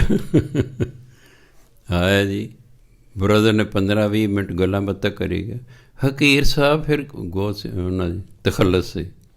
ਹਕੀਰ ਸਾਹਿਬ ਫਿਰ ਘੁੱਟ ਘੁੱਟ ਪਿਲਾਓ, ਕਹਿੰਦਾ ਵੀ ਆਹ ਦੇਖ ਮੇਰਾ ਭਰਾ ਕੋਲ ਬੈਠਾ, ਇਹ ਧਰਮ ਦਾ ਪ੍ਰਚਾਰ ਕਰਦਾ। ਅਤੇ ਮੈਂ ਆ ਗਿਆ ਨੇੜੇ ਕਲੋਨੀ ਜਿਹਨਾਂ ਦੇ ਲੋਕ ਸਾਰੇ ਹੁਣੇ ਦੇ ਸਤਸੰਗ ਮੈਨੂੰ ਜਾਣਦੇ ਨੇ, ਅਤੇ ਜੇ ਮੈਂ ਪੀਨਾ ਤਾਂ ਫਿਰ ਮੇਰੇ ਭਰਾ ਦਾ ਅਗਲਾ ਕਹਿੰਦਾ ਤੇਰਾ ਭਰਾ ਹੀ ਪੀਂਦਾ, ਤੂੰ ਕਿਸੇ ਨੂੰ ਕੀ ਹਟਾਏਂਗਾ। ਇਸ ਲਈ ਮੈਂ ਆਪਣੇ ਭਰਾ ਦਾ ਖਿਆਲ ਰੱਖੇ ਬਈ ਪੀਣੀ ਛੱਡਤੀ। ਇਸ ਲਈ ਮੈਂ ਤੁਹਾਨੂੰ ਸ਼ਰਾਬ ਨਹੀਂ ਪਿਲਾਸਦਾ, ਚਲਾ ਚਾਹ ਪਿਲਾ ਸਕਦਾ। ਲੈ ਇਹ ਚੂਹ ਦਾ ਕੀ ਪੀਣਾ। ਚਾਹ ਨਹੀਂ ਪੀਤੀ, 15-20 ਮਿੰਟ ਗੱਲਾਂ ਕਰਕੇ ਤੁਰ ਗਏ, ਮੁੜ ਕੇ ਨਹੀਂ ਆਏ। ਮੈਂ ਜੀ ਉਹ ਤੁਹਾਡੇ ਯਾਰ ਕਿੱਧਰ ਗਏ, ਤੁਹਾਡੇ ਯਾਰ ਕਿੱਧਰ ਗਏ। ਮੈਂ ਲੱਗ ਗਿਆ ਪਤਾ, ਪਹਿਲਾਂ ਹਰ ਐਤਵਾਰ ਆਉਂਦੇ ਸੀ ਨਾ, ਹੁਣ 4 ਐਤਵਾਰ ਲੰਘ ਗਏ, ਕੋਈ ਆਇਆ ਕਿਉਂ? ਉਹਦੇ ਪਿਆਲੇ ਕਰਨ ਆਉਂਦੇ ਸਨ, ਤੁਸੀਂ ਉਹਨਾਂ ਨੂੰ ਪਿਲਾਉਂਦੇ ਨਹੀਂ, ਤੁਸੀਂ ਉਹਨਾਂ ਦੇ ਕੀ ਲੱਗਦੇ ਹੋ। ਇਸ ਘਟਨਾ ਤੋਂ 6 ਮਹੀਨੇ ਬਾਅਦ ਉਹਨਾਂ ਦੀ ਡੈਥ ਹੋ ਗਈ। ਮੈਂ ਉਹਨੇ 14 ਨੂੰ ਚਿੱਠੀਆਂ ਲਿਖੀਆਂ ਵੀ ਕਿ ਮਾਰ ਗਏ ਵੀ ਫਲਾਣੇ ਦਿਨ ਉਹਦਾ ਭੋਗ ਪੈਣਾ, ਆਇਓ। ਉਹਨਾਂ 'ਚ ਇੱਕ ਆਇਆ, ਉਹ ਵੀ ਮੇਰਾ ਕੁਲੀਗ ਸੀ, ਉਹਨਾਂ ਦਾ ਦੋਸਤ ਵੀ, ਉਹ ਮੇਰੇ ਨਾਲ ਟੀਚਰ ਲੱਗਾ ਸੀ, ਉਹ ਮੇਰੇ ਮੂੰਹ ਨੂੰ ਆ ਗਿਆ। ਬਾਕੀ ਤੇਰਾ ਕੋਈ ਨਹੀਂ ਆਇਆ, ਕੋਈ ਨਹੀਂ ਆਇਆ। ਇਹ ਤਾਂ ਭੁਲੇਖਾ ਹੈ ਸਾਨੂੰ, ਇਹ ਸਾਡੇ ਯਾਰ ਨੇ, ਸਵਾਰਥ ਕਾਰਨ ਤੁਹਾਡੇ ਯਾਰ ਨੇ। ਜਿੱਦਾਂ ਉਹਨਾਂ ਦਾ ਸਵਾਰਥ ਪੂਰਾ ਨਾ, ਕੋਈ ਤੁਹਾਡਾ ਰਿਸ਼ਤੇਦਾਰ ਨਹੀਂ, ਕੋਈ ਤੁਹਾਡਾ ਯਾਰ ਨਹੀਂ। ਗੁਰਬਾਣੀ ਤਾਂ ਫਿਰ ਝੂਠੀ ਹੋ ਜਾਏਗੀ। ਗੁਰਬਾਣੀ ਕਹਿੰਦੇ ਜਿਹੜੇ ਤੁਹਾਡੇ ਨਾਲ ਜੁੜੇ ਹੋਏ ਨੇ, ਇਹ ਸਵਾਰਥ ਕਾਰਨ ਜੁੜੇ ਹੋਏ ਨੇ, ਵੀ ਹਾਂ ਕੱਲ੍ਹ ਨੂੰ ਜੇ ਲੋੜ ਪਈ ਹੈ ਸਾਡਾ ਕੰਮ ਕਰੂਗਾ। ਇਹ ਤਾਂ ਨੇ ਜਿੱਦੇ ਇਹਨਾਂ ਦਾ ਸਵਾਰਥ ਪੂਰਾ ਗਿਆ, ਤੂੰ ਕੌਣ ਮੈਂ ਕੌਣ, ਕਿਸੇ ਨੇ ਪੁੱਛਣਾ। ਇਸ ਲਈ ਭੁਲੇਖੇ 'ਚ ਨਹੀਂ ਰਹਿਣਾ। ਦੋਸਤ ਦੋ ਹੀ ਨੇ ਸੰਸਾਰ 'ਚ ਅਸਲ, ਇੱਕ ਗੁਰੂ ਅਤੇ ਇੱਕ ਪਰਮਾਤਮਾ। ਇਹ ਨਹੀਂ ਛੱਡਦੇ ਸਾਥ। ਇਹ ਜੇ ਇੱਕ ਵਾਰੀ ਸਾਡੇ ਯਾਰ ਬਣ ਜਾਣ, ਇਹ ਨਹੀਂ ਸਾਥ ਛੱਡਦੇ। ਇਸ ਲਈ ਇਹਨਾਂ ਨੂੰ ਯਾਰ ਬਣਾਓ। ਇਹ ਦੋਨੋਂ ਹੀ ਦਾਤੇ ਨੇ, ਬਾਕੀ ਸਾਰੇ ਮੰਗਤੇ ਨੇ। ਮੰਗਤੇ ਤੋਂ ਕੀ ਮੰਗਣਾ? ਗੁਰੂ ਤੋਂ ਅਤੇ ਬ੍ਰਹਮ ਗਿਆਨੀ ਅਤੇ ਪਰਮਾਤਮਾ ਤੋਂ ਬਿਨਾਂ ਸਾਰੇ ਮੰਗਤੇ ਨੇ। ਅਤੇ ਮੰਗਤੇ ਤੋਂ ਕੀ ਮੰਗਣਾ? ਅਸੀਂ ਮੰਗਤਿਆਂ ਤੋਂ ਮੰਗਣ ਤੁਰ ਜਾਂਦੇ। ਅਕਬਰ ਦਾ ਵੇਲਾ, ਇੱਕ ਮੁਸਲਮਾਨ ਦਾ ਪਿੰਡ ਗਰੀਬ ਸੀ। ਉਹ ਤਾਂ ਮੁੱਲਾਂ ਨੂੰ ਕਹਿੰਦੇ ਵੀ ਐਂ ਕਰ ਰਹੇ ਆ, ਆਪਾਂ ਮਸੀਤ ਬਣਾਉਣ ਜੋਗੇ ਤਾਂ ਹੈ ਨਹੀਂ, ਗਰੀਬ ਆ, ਤੂੰ ਅਕਬਰ ਕੋਲ ਜਾ। ਸਵੇਰੇ ਸਵੇਰੇ ਰਾਜੇ ਮਿਲਦੇ ਨੇ, ਪੋਲੀਟੀਕਲ ਬੰਦੇ ਜਿੰਨੇ ਨੇ ਨਾ, ਇਹ ਸਾਰੇ ਸਵੇਰੇ ਸਵੇਰੇ ਮਿਲਦੇ ਨੇ, ਫਿਰ ਨਹੀਂ ਮਿਲਦੇ। ਮੰਗਤੇ ਵੀ ਸਿਆਣੇ ਨੇ, ਉਹ ਸਵੇਰੇ ਸਵੇਰੇ ਮੰਗਣ ਆਉਂਦੇ ਨੇ, ਦੁਪਹਿਰ ਤੋਂ ਬਾਅਦ ਨਹੀਂ ਮੰਗਣ ਦਾ ਕੋਈ ਮੰਗਤਾ। ਉਹ ਸਾਈਕੋਲੋਜੀ ਜਾਣਦੇ ਨੇ, ਚਾਹੇ ਉਹਨੇ ਕਿਤਾਬਾਂ ਨਹੀਂ ਪੜ੍ਹੀਆਂ ਮਨੋਵਿਗਿਆਨ ਦੀਆਂ, ਬਈ ਸਵੇਰੇ ਸਵੇਰੇ ਬੰਦਾ ਸਤੋ ਗੁਣੀ ਹੁੰਦਾ। ਜਾਵਾਂਗੇ ਕੁਛ ਨਾ ਕੁਛ ਮਿਲ ਜਾਏਗਾ। ਦੁਪਹਿਰ ਤੋਂ ਬਾਅਦ ਉਹਨੇ ਰਜੋ ਗੁਣੀ ਹੋ ਜਾਣਾ। ਚਲੋ ਚੱਲ ਆ ਨੇ ਇੱਥੇ ਬਾਬੂ ਜੀ ਤੇ ਭੱਜ, ਸਾਨੂੰ ਆਹੀ ਕੰਮ ਰਹਿ ਗਿਆ। ਦਰਵਾਜ਼ੇ ਖੜਕਾਉਂਦੇ ਨੇ, ਫਿਰ ਐਂ ਇਸ ਲਈ ਉਹ ਵੀ ਸਵੇਰੇ ਸਵੇਰੇ ਆਉਂਦੇ ਨੇ। ਨਾਲੇ ਸਵੇਰੇ ਸਵੇਰੇ ਆਉਂਦੇ ਨੇ, ਸੈਰ ਹੋ ਜਾਂਦੀ ਉਹਨਾਂ ਦੀ, ਠੀਕ ਹੈ, ਸੈਰ ਹੋ ਗਈ। ਨਾਲੇ ਜਿਹੜਾ ਹੈ ਉਹਨਾਂ ਨੇ ਕਿਲੋਮੀਟਰ 2 ਕਿਲੋਮੀਟਰ ਸੈਰ ਕਰ ਲਈ, ਤੰਦਰੁਸਤੀ ਆ ਗਈ ਹੈ। ਨਾਲੇ ਸਵੇਰੇ ਸਵੇਰੇ ਮੰਗਿਆ, ਬਾਕੀ ਸਾਰਾ ਦਿਨ ਆਪਣਾ ਮੌਜ ਹੈ। ਅਤੇ ਤੁਸੀਂ ਸਵੇਰੇ ਸਵੇਰੇ ਨੂੰ ਦੇ ਕੇ ਬਾਕੀ 8 ਘੰਟੇ ਤੁਸੀਂ ਫਿਰੀ ਜਾਓ, ਧੱਕੇ ਖਾਂਦੇ। ਤੁਸੀਂ 8 ਘੰਟੇ 10 ਘੰਟੇ ਧੱਕੇ ਖਾਂਦੇ ਹੋ, ਕੰਮ ਕਰਦੇ ਹੋ, ਪਸੀਨੇ ਨਾਲ ਪਸੀਨਾ ਹੋਏ ਹੋ। ਉਹ ਸਵੇਰੇ ਸਵੇਰੇ ਆਉਂਦੇ, ਪਸੀਨਾ ਵੀ ਕੋਈ ਨਹੀਂ ਹੁੰਦਾ ਸਵੇਰੇ ਸਵੇਰੇ। ਅਤੇ ਜਿੰਨਾ ਕੁ ਉਹਨੂੰ ਰੋਜ਼ ਦਾ ਚਾਹੀਦਾ ਸੀ, ਦੇਖਿਆ ਇੰਨੇ ਹੋ ਗਏ ਨੇ। 9 ਵਜੇ ਹੋ ਗਏ ਨੇ, 9 ਵਜੇ ਘਰ ਨੂੰ ਤੁਰ ਜਾਂਦੇ। 10 ਵਜੇ ਹੋ ਗਏ ਨੇ, 10 ਵਜੇ ਤੁਰ ਜਾਂਦੇ ਨੇ। ਫਿਰ ਸਿਆਣੇ ਤੁਸੀਂ ਹੋ ਕਿ ਮੰਗਤੇ ਸਿਆਣੇ ਨੇ? ਤੁਹਾਡੇ ਨਾਲ ਤਾਂ ਮੰਗਤੇ ਸਿਆਣੇ ਨੇ। ਬਾਕੀ ਤੁਹਾਡੀ ਮਰਜ਼ੀ ਹੈ। ਜਿਹੜੇ ਤੁਹਾਨੂੰ ਅੰਨੇ ਦਿਖਦੇ ਨੇ, ਅੰਨੇ ਨਹੀਂ ਹੈਗੇ ਇਹ। ਜਿਹੜੇ ਤੁਹਾਨੂੰ ਲੰਗੜੇ ਦਿਖਦੇ, ਲੰਗੜੇ ਨਹੀਂ ਹੈਗੇ ਇਹ। ਜਿਹੜੇ ਤੁਹਾਨੂੰ ਕੋਹੜੀ ਦਿਖਦੇ, ਕੋਹੜੀ ਨਹੀਂ ਹੈਗੇ। ਕਿਤੇ ਕਹੋ, ਮੈਂ ਹੇਮਕੁੰਟ ਸਾਹਿਬ ਨੂੰ ਜਾ ਰਿਹਾ ਸੀ 1981 'ਚ, ਮੈਂ ਅਤੇ ਮਿਸਿਸ। ਜਦੋਂ ਹਰਿਦੁਆਰ ਤੋਂ ਅੱਗੇ ਕਿਹੜਾ ਆਉਂਦਾ ਹੈ? ਰਿਸ਼ੀਕੇਸ਼। ਉੱਥੇ ਬਾਰਡਰ ਸੀ, ਉੱਥੇ ਬੱਸ ਰੁਕ ਗਈ। ਉਹਨਾਂ ਸਾਰੇ ਚੱਕ ਚੁੱਕ ਕੀਤਾ। ਇੱਕ ਆਇਆ ਡੁੱਡ ਜਿਹਾ ਮਾਰਦਾ ਹੋਇਆ, ਉਹ ਫੌੜੀ ਲਾਈ ਹੋਈ ਹੈ, ਐਂ ਕਰਕੇ ਆ ਰਿਹਾ। ਕਿਸੇ ਨੇ ਆਨਾ ਦਿੱਤਾ, ਕਿਸੇ ਨੇ ਦੁਆਨੀ ਦਿੱਤੀ। ਭਲੇ ਜ਼ਮਾਨੇ ਸੀ, ਕਿਸੇ ਨੇ ਚੁਆਨੀ ਦਿੱਤੀ। ਕੋਈ ਡਰਦਿਆਂ ਨਹੀਂ ਦਿੱਤੀ। ਅੱਗੇ ਯਾਰ ਪਹਾੜੀ ਰਾਹ ਹੈ, ਕਿਤੇ ਮਾਰੀ ਨਾ ਜਾਈ। ਵੀ ਮੰਗਤਾ ਰੱਬ ਹੈ ਜਿਹੜਾ ਤੁਹਾਨੂੰ ਬਚਾ ਲਏਗਾ। ਅਸੀਂ ਵੀ ਬੇਵਕੂਫ ਹਾਂ। ਦਰਿਆ ਤੋਂ ਲੰਘਦੇ ਨੇ, ਪਾਣੀ 'ਚ ਪੈਸੇ ਸੁੱਟਦੇ ਨੇ। ਹੇ ਜਲ ਦੇਵਤਾ, ਦੇਖੀ ਕਿਤੇ ਸਾਡੀ ਬੱਸ ਉਲਟੀ ਨਾ ਜਾਏ ਪਾਣੀ 'ਚ, ਸਾਨੂੰ ਬਚਾ ਕੇ ਲੰਘਾ ਦੇਈਂ। ਇਹ ਲੋਕ ਡਰਦੇ ਮਾਰੇ ਮੰਗਤਿਆਂ ਨੂੰ ਦਿੰਦੇ। ਉਹ ਸਨੀਚਰਵਾਰ ਨੂੰ ਆਂਦਾ, ਮਾਈ ਦੇ ਤੇਲ ਦੀ ਪਲੀ, ਕੁੱਲ ਬਲਾ ਟਲੀ ਹੈ। ਅਤੇ ਮਾਈ ਸਮਝਦੀ ਮੈਂ ਤੇਲ ਦਿੱਤਾ, ਮੇਰੀ ਬਲਾ ਇਹਨੂੰ ਚੰਬੜ ਗਈ। ਉਹ ਤਾਂ ਕਦੋਂ ਮਰ ਮੁਰ ਗਿਆ ਹੁੰਦਾ, ਉਹ ਤਾਂ ਕਦੋਂ ਮਰ ਗਿਆ ਹੁੰਦਾ। ਇਹ ਮਨੁੱਖ ਡਰਪੋਕ ਹੈ, ਇਹ ਪਾਪੀ ਹੈ, ਆਪਣੇ ਪਾਪਾਂ ਤੋਂ ਡਰਦਾ ਹੋਇਆ ਦਾਨ ਕਰਦਾ ਹੈ। ਮੈਨੂੰ ਤੁਸੀਂ ਮੰਗਤੇ ਨੂੰ 1 ਲੱਖ ਰੁਪਈਆ ਦੇ ਦਿਓ, ਧਿਆਨ ਦੇਣਾ, 1 ਲੱਖ ਦੇ ਦਿਓ, ਅਗਲੇ ਦਿਨ ਫਿਰ ਮੰਗੂਗਾ ਉਹ। ਇਹ ਨਹੀਂ ਮੈਨੂੰ ਲੱਖ ਮਿਲ ਗਿਆ 10 ਮੈਂ ਸਾਲ 2 ਸਾਲ ਮੌਜ ਕਰ ਲਾਂ, ਮੈਨੂੰ ਕੀ ਲੋੜ ਮੰਗਣਾ। ਉਹ ਅਗਲੇ ਦਿਨ ਫਿਰ ਉਹੀ ਠੂਠਾ ਜਿਹਾ ਲੈ ਕੇ, ਉਹ ਵੀ ਚੱਜਦਾ ਨਹੀਂ ਰੱਖਦਾ, ਚਿੱਬਾ ਸੜੇ ਜਿਹੇ ਕੱਪੜੇ ਪਾ ਕੇ ਬੈਠਾ ਹੁੰਦਾ ਧਰਤੀ 'ਤੇ। ਦੇ ਲਓ ਇਹਨਾਂ ਨੂੰ ਨੋਟ। ਖੈਰ ਉਹ ਡੁੱਡ ਮਾਰਦਾ ਆ ਕੇ ਕਿਸੇ ਨੂੰ ਕੋਈ ਦਿੱਤਾ, ਕਿਸੇ ਮੈਂ, ਕਿਉਂਕਿ ਮੈਨੂੰ ਉਲਟੀ ਆਉਂਦੀ ਪਹਾੜਾਂ 'ਚ, ਮੈਂ ਖਿੜਕੀ ਵਾਲੇ ਪਾਸੇ ਬੈਠਾ। ਬੱਸ ਚੱਲ ਪਈ। ਉਹ ਤਾਂ ਆਪਣੀ ਉਹ ਥੋੜ੍ਹੀ ਜਿਹੀ ਛੱਡ ਕੇ ਆਰਾਮ ਨਾਲ ਖੜ੍ਹਾ। ਮੈਂ ਦੱਸ, ਲੰਗੜਾ ਹੈ ਹੀ ਨਹੀਂ, ਲੰਗੜਾ ਬਣਿਆ ਹੋਇਆ। ਉਂਝ ਹੀ ਰੰਗ ਲਾ ਕੇ ਨਾ ਲੱਤ 'ਤੇ ਉੱਤੇ ਪੱਟੀ ਬੰਨੀ ਹੋਈ ਜੀ। ਉਹ ਮੈਨੂੰ ਤਾਂ ਕੋੜ ਹੋ ਗਿਆ ਹੈ। ਕੋਈ ਕੋੜ ਨਹੀਂ ਹੋਇਆ। ਇੱਕ ਆ ਗਿਆ ਮੇਰੇ ਕੋਲ, ਆ ਕੇ ਨਾ ਮੇਰੇ ਪੈਰੀਂ ਹੱਥ ਲਾਇਆ, ਬਾਬਾ ਜੀ ਮੈਂ ਅੰਨਾ, ਮੇਰੀ ਮਦਦ ਕਰੋ।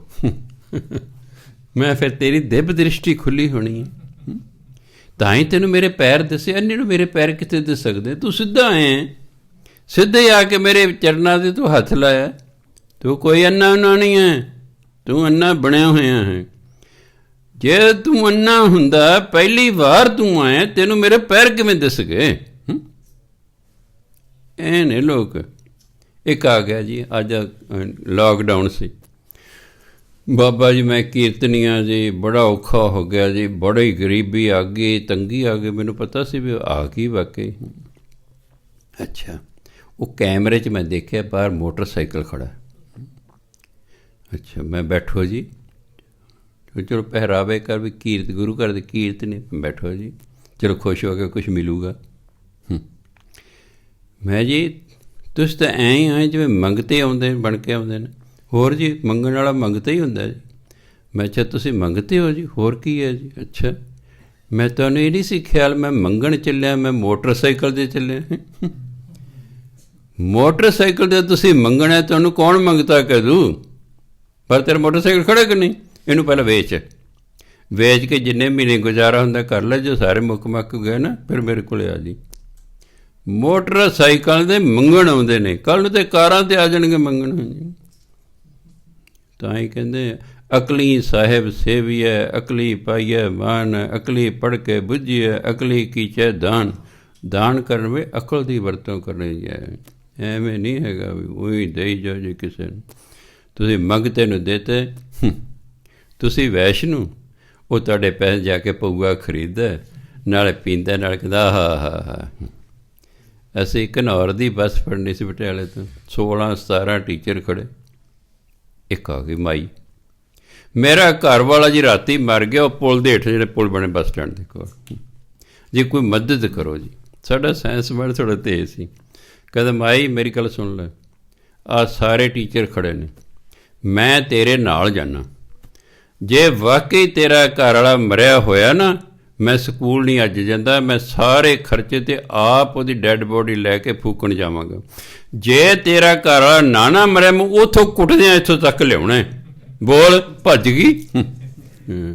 ਫਿਰ ਘਰ ਵਾਲਾ ਜਿਉਂਦਾ ਹੋ ਗਿਆ। ਮੇਰਾ ਖਿਆਲ ਅੱਜ ਇੰਨਾ ਹੀ ਬਹੁਤ ਹੈ। ਦੇਖਦੇ ਕੀ ਤੁਸੀਂ ਅਪਲਾਈ ਕਰਦੇ ਇਸ ਦੇ ਵਿੱਚ। ਦੇਖਣਾ ਤਾਂ ਹੈ ਕਿ ਸੁਣ ਕੇ ਛੱਡ ਆਉਂਦੇ ਹਨ। ਸ਼ਨੀਚਰਵਾਰ ਅੱਜ ਲੰਘ ਗਿਆ, ਨਹੀਂ ਤਾਂ ਮੈਂ ਵੇਖ ਲੈਣਾ ਸੀ। ਆਹੀ ਗੱਲ ਮੈਂ ਸ਼ੁੱਕਰ ਨੂੰ ਕਹਿੰਦਾ ਨਾ, ਫਿਰ ਮੈਂ ਦੇਖਣਾ ਵੀ ਹਾਂ ਆਹ ਤਾਂ ਫਿਰ ਤੇਲ ਦੀ ਭਲੀ ਭਾਤੀ ਹੈ। ਬਾਣੀ ਨਹੀਂ ਪੜ੍ਹਨੀ, ਗ੍ਰਹਿ ਨਿਵਾਰੇ ਸਤਿਗੁਰੂ ਦੇ ਆਪਣਾ ਨਾਮ। ਗੁਰੂ ਨੇ ਨਾਮ ਜਪਾ ਕੇ ਸਾਰੇ ਗ੍ਰਹਿ ਖਤਮ ਕਰਦੇ। ਤੇਲ ਦੀਆਂ ਪਲੀਆਂ ਨਾਲ ਗ੍ਰਹਿ ਦੂਰ ਭਾਲਦੇ ਇੱਥੇ। ਇਹ ਤਾਂ ਮੰਗਣ ਦੇ ਢੰਗ ਨੇ, ਲੋਕਾਂ ਨੂੰ ਬੇਵਕੂਫ ਬਣਾਉਣਾ, ਅਤੇ ਸਿੱਖ ਵੀ ਬੇਵਕੂਫ ਨੇ। ਕਿੰਨੇ ਸਿੱਖਾਂ ਨੂੰ ਮੈਂ ਦੇਖਿਆ, ਉਹ ਉਸ ਨੂੰ ਤੇਲ ਪਾਉਂਦਿਆਂ ਤੇ ਰੁਪਈਆ ਦਿੰਦੇ ਹੋਏ ਡਕੌਂਤ ਨੂੰ। ਮੈਂ ਦੇਖ, ਇਹਨੇ ਬਾਣੀ ਨਹੀਂ ਪੜ੍ਹਦੇ ਅਤੇ ਡਰਪੋਕ ਨੇ ਵੀ ਸ਼ਨੀ ਗ੍ਰਹਿ ਕਿਤੇ ਸਾਡੇ 'ਤੇ ਹਮਲਾ ਨਾ ਕਰਦੇ। ਉਹ ਬਾਣੀ ਪੜ੍ਹਨ ਵਾਲੇ ਦੇ ਕਿਹੜਾ ਗ੍ਰਹਿ? ਜਦ ਬਾਣੀ ਦੇ ਵਿੱਚ ਲਿਖਿਆ ਗ੍ਰਹਿ ਨਿਵਾਰੇ ਸਤਿਗੁਰੂ ਦੇ ਆਪਣਾ ਨਾਮ, ਗੁਰੂ ਨੇ ਨਾਮ ਜਪਾ ਕੇ ਸਾਰੇ ਗ੍ਰਹਿ ਦੂਰ ਕਰਤੇ। ਗੱਲ ਹੈ ਕੋਈ। ਆਇਆ ਮੇਰੇ ਕੋਲ ਜੀ, ਪੰਡਤਾਂ ਕੋਲ ਜਾਂਦੇ ਪਹਿਲਾਂ, ਉਹ ਜੀ ਕਾਲ ਸਰਪ ਯੋਗ ਹੈ ਜੀ, ਉਹ ਫਲਾਣੇ ਸਮੇਂ ਪੈਦਾ ਹੋਇਆ ਸੀ, ਪਤਾ ਨਹੀਂ ਕੀ ਹੁੰਦਾ ਉਹ, ਹਾਂਜੀ ਹਾਂ ਗੰਡ ਮੂਲ 'ਚ ਪੈਦਾ ਹੈ ਜੀ, ਉਹ ਫਲਾਣਾ ਹੈ ਜੀ, ਸ਼ਨੀ ਹੈ ਜੀ। ਮੈਂ ਕੋਈ ਨਹੀਂ, ਮੈਂ ਪਾੜ ਦਿੰਦਾ ਤੁਹਾਨੂੰ, ਕਿਆ ਗੰਡ ਮੂਲ, ਕਿਆ ਸ਼ਨੀ, ਕਿਆ ਕਲਪ ਕਾਲ ਸਰਪ। ਜੇ ਨਾ ਭੱਜ ਗਏ 40 ਦਿਨਾਂ ਦੇ ਵਿੱਚ ਹੀ, ਮੈਂ ਉਹਨਾਂ ਕੋਲ ਜਾਓਗੇ ਤਾਂ ਕਾਲ ਸਰਪ ਯੋਗ ਦਾ ਸਭ ਤੋਂ ਮਹਿੰਗਾ ਹੈ। ਲੁਧਿਆਣੇ ਲੈਂਦੇ ਨੇ 20,000, ਪਟਿਆਲੇ ਸ਼ਾਇਦ 10-12,000 ਸਾਰਦੇ ਨੇ। ਮੈਂ ਅਸੀਂ ਮੁਫਤ ਹੀ ਸਾਰ ਦਿੰਦੇ, ਮੁਫਤ ਸਾਰਦੇ। ਬਾਣੀ ਪੜ੍ਹਨੀ ਹੈ, ਬਾਣੀ ਦੇ ਅੱਗੇ ਕੋਈ ਚੀਜ਼ ਨਹੀਂ ਟਿਕ ਸਕਦੀ। ਬਾਣੀ ਅੱਗੇ ਤਾਂ ਗਰੀਬੀ ਨਹੀਂ ਟਿਕ ਸਕਦੀ, ਅਤੇ ਗ੍ਰਹਿ ਗੁਰੂ ਕਿੱਥੇ ਰਹੇ। ਉਹ ਜੀ ਨੌਕਰੀ ਨਹੀਂ ਮਿਲਦੀ ਜੀ, ਮੈਂ ਲੈ ਘਰ ਪਾਠ ਮੈਂ ਦਿੰਦਾ, ਹਾਂ ਜੀ ਕਿਰਪਾ ਹੋ ਗਈ ਹੈ ਜੀ, ਮਿਲ ਗਈ ਹੈ ਜੀ। ਅੱਛਾ ਮੇਰਾ ਜੀ ਕਾਰੋਬਾਰ 'ਚ ਵਾਧੇ ਨਹੀਂ ਹੁੰਦਾ, ਮੈਂ ਮੈਂ ਪਾਠ ਦਿੰਦਾ ਘਰ ਪਾਠ, ਹਾਂ ਜੀ ਪਹਿਲਾਂ ਨਾਲ ਫਰਕ ਪੈ ਗਿਆ, ਮੈਂ ਹੋਰ ਕਰ ਲੈ। ਇਹ ਵੀ ਕੋਈ ਗੱਲ ਹੈ? ਐਡੀ ਜ਼ਬਰਦਸਤ ਚੀਜ਼ ਗੁਰੂ ਮਹਾਰਾਜ ਨੇ ਸਾਨੂੰ ਦਿੱਤੀ ਹੈ। ਅਸੀਂ ਦਰਿਆ ਦੇ ਕੰਢੇ 'ਤੇ ਬੈਠੇ ਹੋਏ ਪਿਆਸੇ ਮਰ ਰਹੇ ਹਾਂ। ਸਾਨੂੰ ਕੌਣ ਸਿਆਣਾ ਕਹੇਗਾ ਵੀ ਤੁਸੀਂ ਦਰਿਆ ਦੇ ਕੰਢੇ 'ਤੇ ਬੈਠੇ ਹੋ, ਹੇਠੋਂ ਉਤਰ ਕੇ ਪਾਣੀ ਪੀ ਲਓ। ਆਸਟ੍ਰੇਲੀਆ ਜਾਣਾ ਜੀ, ਮੈਂ ਲੈ ਪਾਠ ਕਰ। ਮਾਂ ਲਚਾਕੂ, ਮਾਂ ਨੂੰ ਪਤਾ ਵੀ ਇਹਨੇ ਤਾਂ ਪਾਠ ਨਹੀਂ ਕਰਨਾ ਗਾ। ਮੈਂ ਕਰ ਲਾਂ ਜੀ, ਮੈਂ ਕਿਉਂ, ਇਹਦੀ ਲੱਤਾਂ ਬਾਹਾਂ ਟੁੱਟੀਆਂ, ਇਹ ਤੁਹਾਡੇ ਤੋਂ ਵੱਧ ਪੜ੍ਹਿਆ ਹੋਇਆ ਹੈ ਨਾ ਪੜ੍ਹਿਆ? ਕਹਿੰਦੇ ਹਾਂ ਜੀ, ਫਿਰ ਮੈਂ ਕਿਉਂ ਨਹੀਂ ਪਾਠ ਕਰਦਾ? ਇਹ ਆਸਟ੍ਰੇਲੀਆ ਨੇ ਜਾਣਾ, ਮਾਂ ਨੇ ਥੋੜ੍ਹਾ ਜਾਣਾ। ਨਹੀਂ ਜੀ ਇਹ ਨਹੀਂ ਕਰਨਾ ਜੀ, ਮੈਨੂੰ ਦੇ ਦਿਓ ਜੀ। ਦੱਸ, ਬਾਣੀ ਪੜ੍ਹ ਕੇ ਕੋਈ ਰਾਜੀ ਨਹੀਂ ਹਾਂ। ਅਸੀਂ ਕੈਨੇਡਾ ਚਲੇ ਜੇ, ਅਸੀਂ ਆਸਟ੍ਰੇਲੀਆ, ਸਾਨੂੰ ਇੱਥੇ PR ਮਿਲ ਜੇ, ਸਾਨੂੰ ਫਲਾਣਾ ਹੋ ਜਾਏ ਜੀ। ਹਾਂ, ਅਤੇ ਬਾਣੀ ਪੜ੍ਹਨ ਵੇਲੇ ਮਾਂ ਪੜ੍ਹੇ, ਭੈਣ ਪੜ੍ਹੇ। ਨਖਿੱਧ ਲੋਕ ਪੰਜਾਬ ਦੇ ਹੋ ਗਏ ਨੇ, ਨਖਿੱਧ। ਇਸ ਲਈ ਦਿਨੋਂ ਦਿਨ ਗਰੀਬ ਹੋਈ ਜਾ ਰਹੇ ਨੇ। ਜਿਉਂ-ਜਿਉਂ ਤੁਸੀਂ ਗੁਰੂ ਤੋਂ ਦੂਰ ਹੁੰਦੇ ਜਾਓਗੇ, ਤਿਉਂ-ਤਿਉਂ ਮੁਕੱਦਮੇ ਬਾਜ਼ੀ, ਝਗੜਿਆਂ, ਮੁਸੀਬਤਾਂ 'ਚ ਫਸੀ ਜਾਓਗੇ। ਸੋ ਗੁਰੂ ਮਹਾਰਾਜ ਕਹਿੰਦੇ, ਇਹ ਮਨ ਸਾਚਾ ਸੱਚ ਰਤਾ, ਸੱਚੇ ਰਿਹਾ ਸਮਾਏ।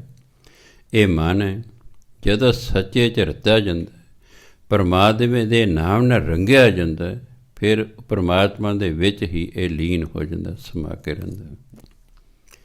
ਆਖਣ ਵੇਖਣ ਬੋਲਣਾ ਸ਼ਬਦੇ ਰਿਹਾ ਸਮਾਏ, ਬਾਣੀ ਵੱਜੀ ਚੌਂ ਜੁਗੀ। ਚਾਰ ਨੇ ਨਾ, ਜੁਗੀ ਬਹੁਵਚਨ ਹੈ, ਗੱਗੇ ਨੂੰ ਵਿਹਾਰੀ ਬਿੰਦੀ। ਚੌਂ ਹਾਹੇ ਤੇ ਟਿੱਪੀ। ਜਦੋਂ ਕੋਈ ਸ਼ਬਦ ਗਿਣਤੀ ਦੱਸੇ ਅਤੇ ਉਹਦੇ ਹਾਹੇ ਨੂੰ ਔਂਕੜ ਜਾਂ ਦਲੈਂਕੜ ਲੱਗਾ ਹੋਵੇ ਤਾਂ ਟਿੱਪੀ ਲਾ ਕੇ ਉਸਨੂੰ ਬੋਲ, ਜਿਵੇਂ ਦੂੰ ਤਿਉਂ ਚੌਂ। ਦੇਖੋ ਬੰਦਾ ਚੱਲਿਆ ਚੌਂ ਜਣਿਆਂ ਦੇ ਕੰਨ, ਉਹ ਤਾਂ ਫਿਰ ਇਸ ਤਰ੍ਹਾਂ ਪੜ੍ਹਨਾ। ਬਾਣੀ ਵੱਜੀ ਚੌਂ ਜੁਗੀ, ਸੱਚੋ ਸੱਚ ਸੁਣਾਏ। ਹਉਮੈ ਮੇਰਾ ਰਹਿ ਗਿਆ, ਸੱਚੇ ਲਿਆ ਮਿਲਾਏ। ਤਿਨ ਕੋ ਮਹਿਲ ਹਦੂਰ ਹੈ, ਜੋ ਸੱਚ ਰਹੇ ਲਿਵਲਾਏ। ਆਖਣ ਵੇਖਣ ਬੋਲਣਾ ਸ਼ਬਦੇ ਰਿਹਾ ਸਮਾਏ। ਜੋ ਪਰਮਾਤਮਾ ਦੇ ਨਾਮ ਵਿੱਚ ਲੀਨ ਰਹਿੰਦਾ ਨਾ, ਉਹ ਜਦੋਂ ਕੁਝ ਆਖਦਾ ਹੈ, ਕੁਝ ਵੇਖਦਾ ਹੈ, ਉਹ ਬੋਲਦਾ ਹੈ, ਬਸ ਉਹ ਰੱਬ ਬਾਰੇ ਹੀ ਕਹਿੰਦਾ ਹੈ, ਰੱਬ ਨੂੰ ਹੀ ਸਾਰੇ ਪਾਸੇ ਵੇਖਦਾ ਹੈ, ਰੱਬ ਬਾਰੇ ਹੀ ਉਹ ਬੋਲਦਾ ਹੈ, ਕਿਉਂਕਿ ਰੱਬ ਦੇ ਵਿੱਚ ਲੀਨ ਹੋ ਗਿਆ ਹੈ। ਬਾਣੀ ਵੱਜੀ ਚੌਂ ਜੁਗੀ, ਸੱਚੋ ਸੱਚ ਸੁਣਾਏ। ਸੱਚੋ ਸੱਚ ਸੁਣਾਏ, ਜੋ ਹਮੇਸ਼ਾ ਲੋਕਾਂ ਨੂੰ ਸੱਚ ਸੁਣਾਉਂਦਾ ਹੈ, ਜੋ ਲੋਕਾਂ ਨੂੰ ਬਾਣੀ ਸੁਣਾਉਂਦਾ ਹੈ, ਜੋ ਲੋਕਾਂ ਨੂੰ ਨਾਮ ਸੁਣਾਉਂਦਾ ਹੈ। ਬਾਣੀ ਇੱਥੇ ਬਾਣੀ ਦਾ ਮਤਲਬ ਸ਼ੋਭਾ, ਉਹਦੀ ਸ਼ੋਭਾ ਚਾਰਾਂ ਯੁੱਗਾਂ 'ਚ ਫੈਲ ਜਾਂਦੀ ਹੈ। ਦੇਖੋ ਪੰਚਮ ਪਾਤਸ਼ਾਹ ਵੀ ਇੱਥੋਂ ਤੱਕ ਕਹਿੰਦੇ, ਰਾਮ ਜਪੋ ਜੀ ਐਸੇ ਐਸੇ, ਧਰੂ ਪ੍ਰਹਿਲਾਦ ਜਪਿਓ ਹਰ ਜੈਸੇ। 7 ਯੁੱਗ 'ਚ 2 ਜਵਾਕ ਹੋਏ, ਪਰ ਉਹਨੇ ਇੰਨਾ ਨਾਮ ਜਪਿਆ ਕਿ ਅੱਜ ਤੱਕ ਦੁਨੀਆ ਉਹਨਾਂ ਦੇ ਨਾਮ ਨੂੰ ਯਾਦ ਹੈ। ਇਸੇ ਜਿਹੜੇ ਨਾਮ ਜਪਦੇ ਨੇ, ਨਾਮ ਜਪਾਉਂਦੇ ਰਹਿੰਦੇ ਨੇ, ਸਾਰੀ ਉਮਰ ਹੀ ਇਸ ਤਰ੍ਹਾਂ ਕਰਦੇ ਨੇ, ਉਹਨਾਂ ਦੀ ਸ਼ੋਭਾ ਚਾਰਾਂ ਯੁੱਗਾਂ ਤੱਕ ਰਹਿੰਦੀ ਹੈ। ਬਾਣੀ ਸ਼ੋਭਾ। ਹਉਮੈ ਮੇਰਾ ਰਹਿ ਗਿਆ, ਸੱਚੇ ਲਿਆ ਮਿਲਾਏ। ਪਰਮਾਤਮਾ ਉਸ ਨੂੰ ਆਪਣੇ ਨਾਲ ਮਿਲਾ ਲੈਂਦਾ ਹੈ, ਉਹਦੇ ਅੰਦਰੋਂ ਹਉਮੈ ਖਤਮ ਹੋ ਜਾਂਦੀ ਹੈ। ਜਿਹਨੇ ਹਰ ਵਕਤ ਨਾਮ ਜਪੀ ਜਾਏ, ਨਾਮ ਨਹੀਂ ਹਉਮੈ ਖਤਮ ਕਰਨੀ, ਹੋਈ ਤਾਂ ਹੁੰਦੀ ਨਹੀਂ। ਇਹ ਹਉਮੈ ਕਿਸੇ ਵੀ ਸੰਸਾਰੀ ਯਤਨ ਨਾਲ ਖਤਮ ਨਹੀਂ ਹੁੰਦੇ, ਇਹ ਨਾਮ ਨਾਲ ਖਤਮ ਹੁੰਦੇ। ਹਉਮੈ ਹੀ ਸਭ ਤੋਂ ਵੱਡੀ ਰੁਕਾਵਟ ਹੈ। ਹਉਮੈ ਨਾਮੇ ਨਾਲ ਵਿਰੋਧ ਹੈ, ਦੋਏ ਨਾ ਵਸੈਂ ਇੱਕ ਠਾਂ। ਜੇ ਅੰਦਰ ਹਉਮੈ ਹੋਵੇਗੀ ਤਾਂ ਪਰਮਾਤਮਾ ਪ੍ਰਗਟ ਹੋਵੇਗਾ, ਅਤੇ ਹਉਮੈ ਨਾਮ ਨਾਲ ਖਤਮ ਹੁੰਦੀ ਹੈ, ਉਂਝ ਉਹ ਖਤਮ ਨਹੀਂ ਹੁੰਦੀ। ਇਸ ਲਈ ਨਾਮ ਜਪੀ ਜਾਓ, ਜਪੀ ਜਾਓ, ਜਪੀ ਜਾਓ। ਕੀ ਹੋਏਗਾ? ਜਿਹੜੀ ਸਾਡੀ ਸੋਚ ਹੁਣ ਨੀਵੀਂ ਹੈ ਨਾ, ਉੱਚੀ ਹੁੰਦੀ ਜਾਏਗੀ। ਪਰਮਾਤਮਾ ਦੇ ਨਾਮ ਨੇ ਸਾਡੀ ਸੋਚ ਉੱਚੀ ਕਰਦੇ ਜਾਣਾ ਹੈ।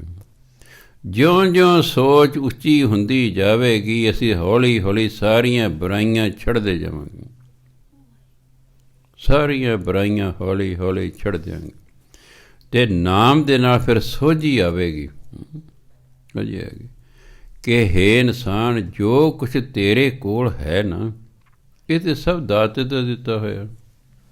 ਤੇਰਾ ਆਪਣਾ ਤਾਂ ਕੁਛ ਹੈ ਹੀ ਨਹੀਂ। ਤੇਰਾ ਜੇ ਆਪਣਾ ਹੈ ਹੀ ਨਹੀਂ, ਤੂੰ ਫਿਰ ਹੰਕਾਰ ਕਾਹਦਾ ਕਰਨਾ?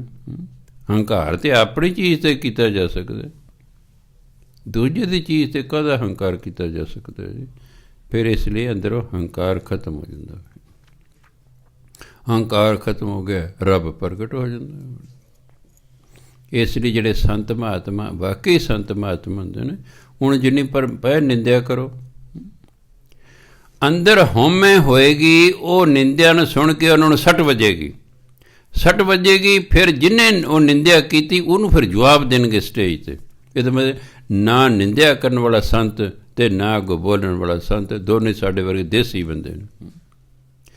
ਸੰਤ ਨਾ ਛੋੜੈ ਸੰਤੀ, ਜੋ ਕੋਟਿਕ ਮਿਲੇ ਅਸੰਤ। ਸੰਤ ਆਪਣਾ ਸੰਤ ਪੁੰਨਾ ਨਹੀਂ ਛੱਡਦੇ, ਅਸੰਤ ਭਾਵੇਂ ਉਹਨੂੰ ਕਰੋੜਾਂ ਟੱਕਰ ਜਾਣ। ਨਿੰਦਿਆ ਕਦੇ ਕਰੀ ਜਾਂਦੇ ਨੇ, ਉਹ ਕੋਈ ਰਿਐਕਸ਼ਨ ਨਹੀਂ ਕਰਦਾ। ਅਤੇ ਅੱਜ ਦਾ ਰਿਐਕਸ਼ਨ ਹੁੰਦੇ ਨੇ, ਉਹ ਬਾਬਾ ਜੀ ਉਹ ਫਲਾਣਾ ਤੁਹਾਡੇ ਬਾਰੇ ਐਂ ਕਹਿੰਦਾ ਸੀ। ਬਾਬਾ ਵੀ ਫਿਰ ਸਟੇਜ 'ਤੇ ਉਹਦੇ ਬਾਰੇ ਕਹਿ ਰਿਹਾ ਹੈ, ਚੱਲ ਸੋ ਚੱਲ, ਅਤੇ ਫਿਰ ਗੋਲੀਆਂ ਚੱਲਦੀਆਂ ਨੇ, ਗੋਲੀਆਂ ਚੱਲਦੀਆਂ। ਨਾ ਗੋਲੀ ਚਲਾਉਣ ਵਾਲਾ ਸੰਤ, ਅਤੇ ਜਿਸ 'ਤੇ ਚਲਾਈ ਨਾ ਉਹ ਸੰਤ। ਇੱਕ ਭੌਂਕਦਾ ਭੌਂਕੀ ਜਾਂ ਕਿੰਨੀ ਕੁ ਦੇਰ ਭੌਂਕ ਲਏਗਾ, ਹਟ ਜਾਏਗਾ। ਮੈਂ ਤਮਾਸ਼ਾ ਵੇਖਿਆ ਇੱਥੇ। ਮੈਂ ਕਈ ਸਾਲਾਂ ਦੀ ਗੱਲ ਹੈ, ਸਾਡੇ ਬੂਹੇ ਕੱਚਾ ਸੀ ਥਾਂ, ਕੱਚਾ ਥਾਂ ਹੁਣ ਕਿ ਸੂਰ ਆ ਜਾਂਦੇ ਸਨ ਗੰਦਮੰਦ ਖਾਣ ਨੂੰ। ਮੈਂ ਬੈਠਾ ਕੁਰਸੀ ਢਾਹ ਕੇ, ਬਾਹਰਲੇ ਪਾਸੇ ਮੂੰਹ ਹੈ ਮੇਰਾ, ਸੂਰ ਹੈ ਘਰ। ਇਹ ਕੁੱਤਾ ਆ ਗਿਆ, ਉਹ ਭੌਂਕਣ ਲੱਗ ਗਿਆ। ਸੂਰ ਆਪਣਾ ਖਾ ਰਿਹਾ ਆਰਾਮ ਨਾਲ। ਜਦੋਂ ਕੁੱਤਾ ਨੇੜੇ ਗਿਆ, ਸੂਰ ਨੇ ਐਂ ਕੀਤਾ ਆਪਣਾ ਸਿਰ, ਕੁੱਤਾ ਡਰਦਾ ਪਿੱਛੇ ਹਟ ਗਿਆ। ਫਿਰ ਭੌਂਕਦਾ ਭੌਂਕਦਾ ਉਹਦੇ ਕੋਲ ਗਿਆ, ਫਿਰ ਉਹਨੇ ਐਂ ਕੀਤਾ ਸਿਰ, ਕੁੱਤਾ ਡਰ ਗਿਆ ਪਿੱਛੇ ਹਟ। ਮੈਂ ਦੇਖਦਿਆਂ ਵੀ ਇਹਦਾ ਗਲਾ ਮੇਰੇ ਵਰਗਾ ਹੈ ਕਿ ਮੇਰੇ ਤੋਂ ਚੰਗਾ ਹੈ। ਜੇ ਮੈਂ ਬੋਲੀ ਮੇਰਾ ਗਲਾ ਬਹਿ ਜਾਂਦਾ। ਮੈਂ ਦੇਖਦੇ ਉਹ ਵਿਚਾਰੇ ਕੁੱਤੇ ਦਾ ਗਲਾ ਅੱਧੇ ਘੰਟੇ ਬਾਅਦ ਖਰਾਬ ਹੋ ਗਿਆ ਅਤੇ ਟਿਕ ਕੇ ਬਹਿ ਗਿਆ। ਮੈਂ ਭੌਂਕ ਲਿਆ। ਕਿੰਨੀ ਕੁ ਦੇਰ ਭੌਂਕ ਲਏਗਾ ਕੋਈ, ਕਰੀ ਜਾ ਨਿੰਦਿਆ।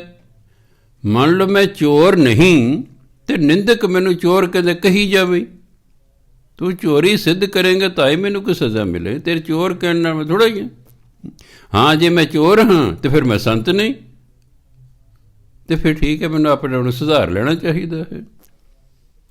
ਸੰਤ ਤੇ ਬੁਰਾਈਓ ਕੋਈ ਨਹੀਂ ਹੁੰਦੀ, ਅੰਦਰੋਂ ਹਉਮੈ ਨਹੀਂ ਖਤਮ ਹੋਈ, ਕਾਹਦੇ ਸੰਤ? ਅੱਗੇ ਪਿੱਛੇ ਜੋ ਮਰਜ਼ੀ ਲਿਖੀ ਜਾਓ। ਸੰਤ ਆਪਣਾ ਸੁਭਾਅ ਨਹੀਂ ਛੱਡਦਾ ਹੁੰਦਾ, ਉਹ ਸ਼ਾਂਤ ਚਿੱਤ ਰਹਿੰਦਾ। ਉਹਨੂੰ ਪਤਾ ਤੇ ਸੰਸਾਰ ਹੈ। ਸਿਆਣੇ ਕਹਿੰਦੇ ਆਰੀ ਨੂੰ ਇੱਕ ਪਾਸੇ ਦਿੰਦੇ ਹੁੰਦੇ ਆ, ਸੰਸਾਰ ਨੂੰ ਦੋਨੋਂ ਪਾਸੇ ਹੁੰਦੇ। ਇਹ ਨਹੀਂ ਛੱਡਦੇ, ਇਹ ਕਿਸੇ ਨੂੰ ਬਖਸ਼ਦੇ ਨਹੀਂ ਹੈਗੇ। ਇਹ ਨਾ ਚੰਗੇ ਨੂੰ ਬਖਸ਼ਣ ਨਾ ਮੰਦੇ ਨੂੰ ਬਖਸ਼ਣ। ਮਨੁੱਖ ਆਪਣੀ ਸੋਚ ਅਨੁਸਾਰ ਦੂਜੇ ਨੂੰ ਟੈਸਟ ਕਰਦਾ। ਪੀਣ ਵਾਲਾ ਕਹਿੰਦਾ ਇਹ ਵੈਸ਼ ਨੂੰ ਕੋਈ ਬੰਦੇ ਨੇ, ਅਤੇ ਵੈਸ਼ ਨੂੰ ਕਹਿੰਦੇ ਕੋਈ ਬੰਦੇ ਨੇ ਅਤੇ ਡੰਗਰ ਨੇ। ਵੈਸ਼ ਨੂੰ ਆਪਣੀ ਸੋਚ ਅਨੁਸਾਰ ਉਸ ਨੂੰ ਪਰਖ ਰਿਹਾ, ਉਹ ਆਪਣੀ ਸੋਚ ਅਨੁਸਾਰ ਪਰਖ ਰਿਹਾ। ਨਹੀਂ, ਇੱਕ ਕਸਵੱਟੀ ਹੋਣੀ ਚਾਹੀਦੀ ਹੈ ਜਿਸ ਦੇ ਅਨੁਸਾਰ ਅਸੀਂ ਪਰਖਣਾ। ਅਤੇ ਸੁੱਖ ਕੰਮ ਕੋਲ ਗੁਰਬਾਣੀ ਕਸਵੱਟੀ ਹੈ। ਗੁਰਬਾਣੀ ਜਿਸ ਚੀਜ਼ ਦੀ ਆਗਿਆ ਦਿੰਦੀ ਹੈ ਉਹ ਠੀਕ ਹੈ, ਜਿਹਦੀ ਆਗਿਆ ਨਹੀਂ ਦਿੰਦੀ ਉਹ ਗਲਤ ਹੈ। ਅਗਰ ਗੁਰਬਾਣੀ ਕਹਿੰਦੀ ਪੀਵੋ, ਫਿਰ ਸਾਡਾ ਕੋਈ ਫਰਜ਼ ਨਹੀਂ ਸੀ ਬਣਦਾ ਉਹਨਾਂ ਨੂੰ ਕਹਿਣਾ ਵੀ ਤੁਸੀਂ ਨਾ ਪੀਓ ਜੀ।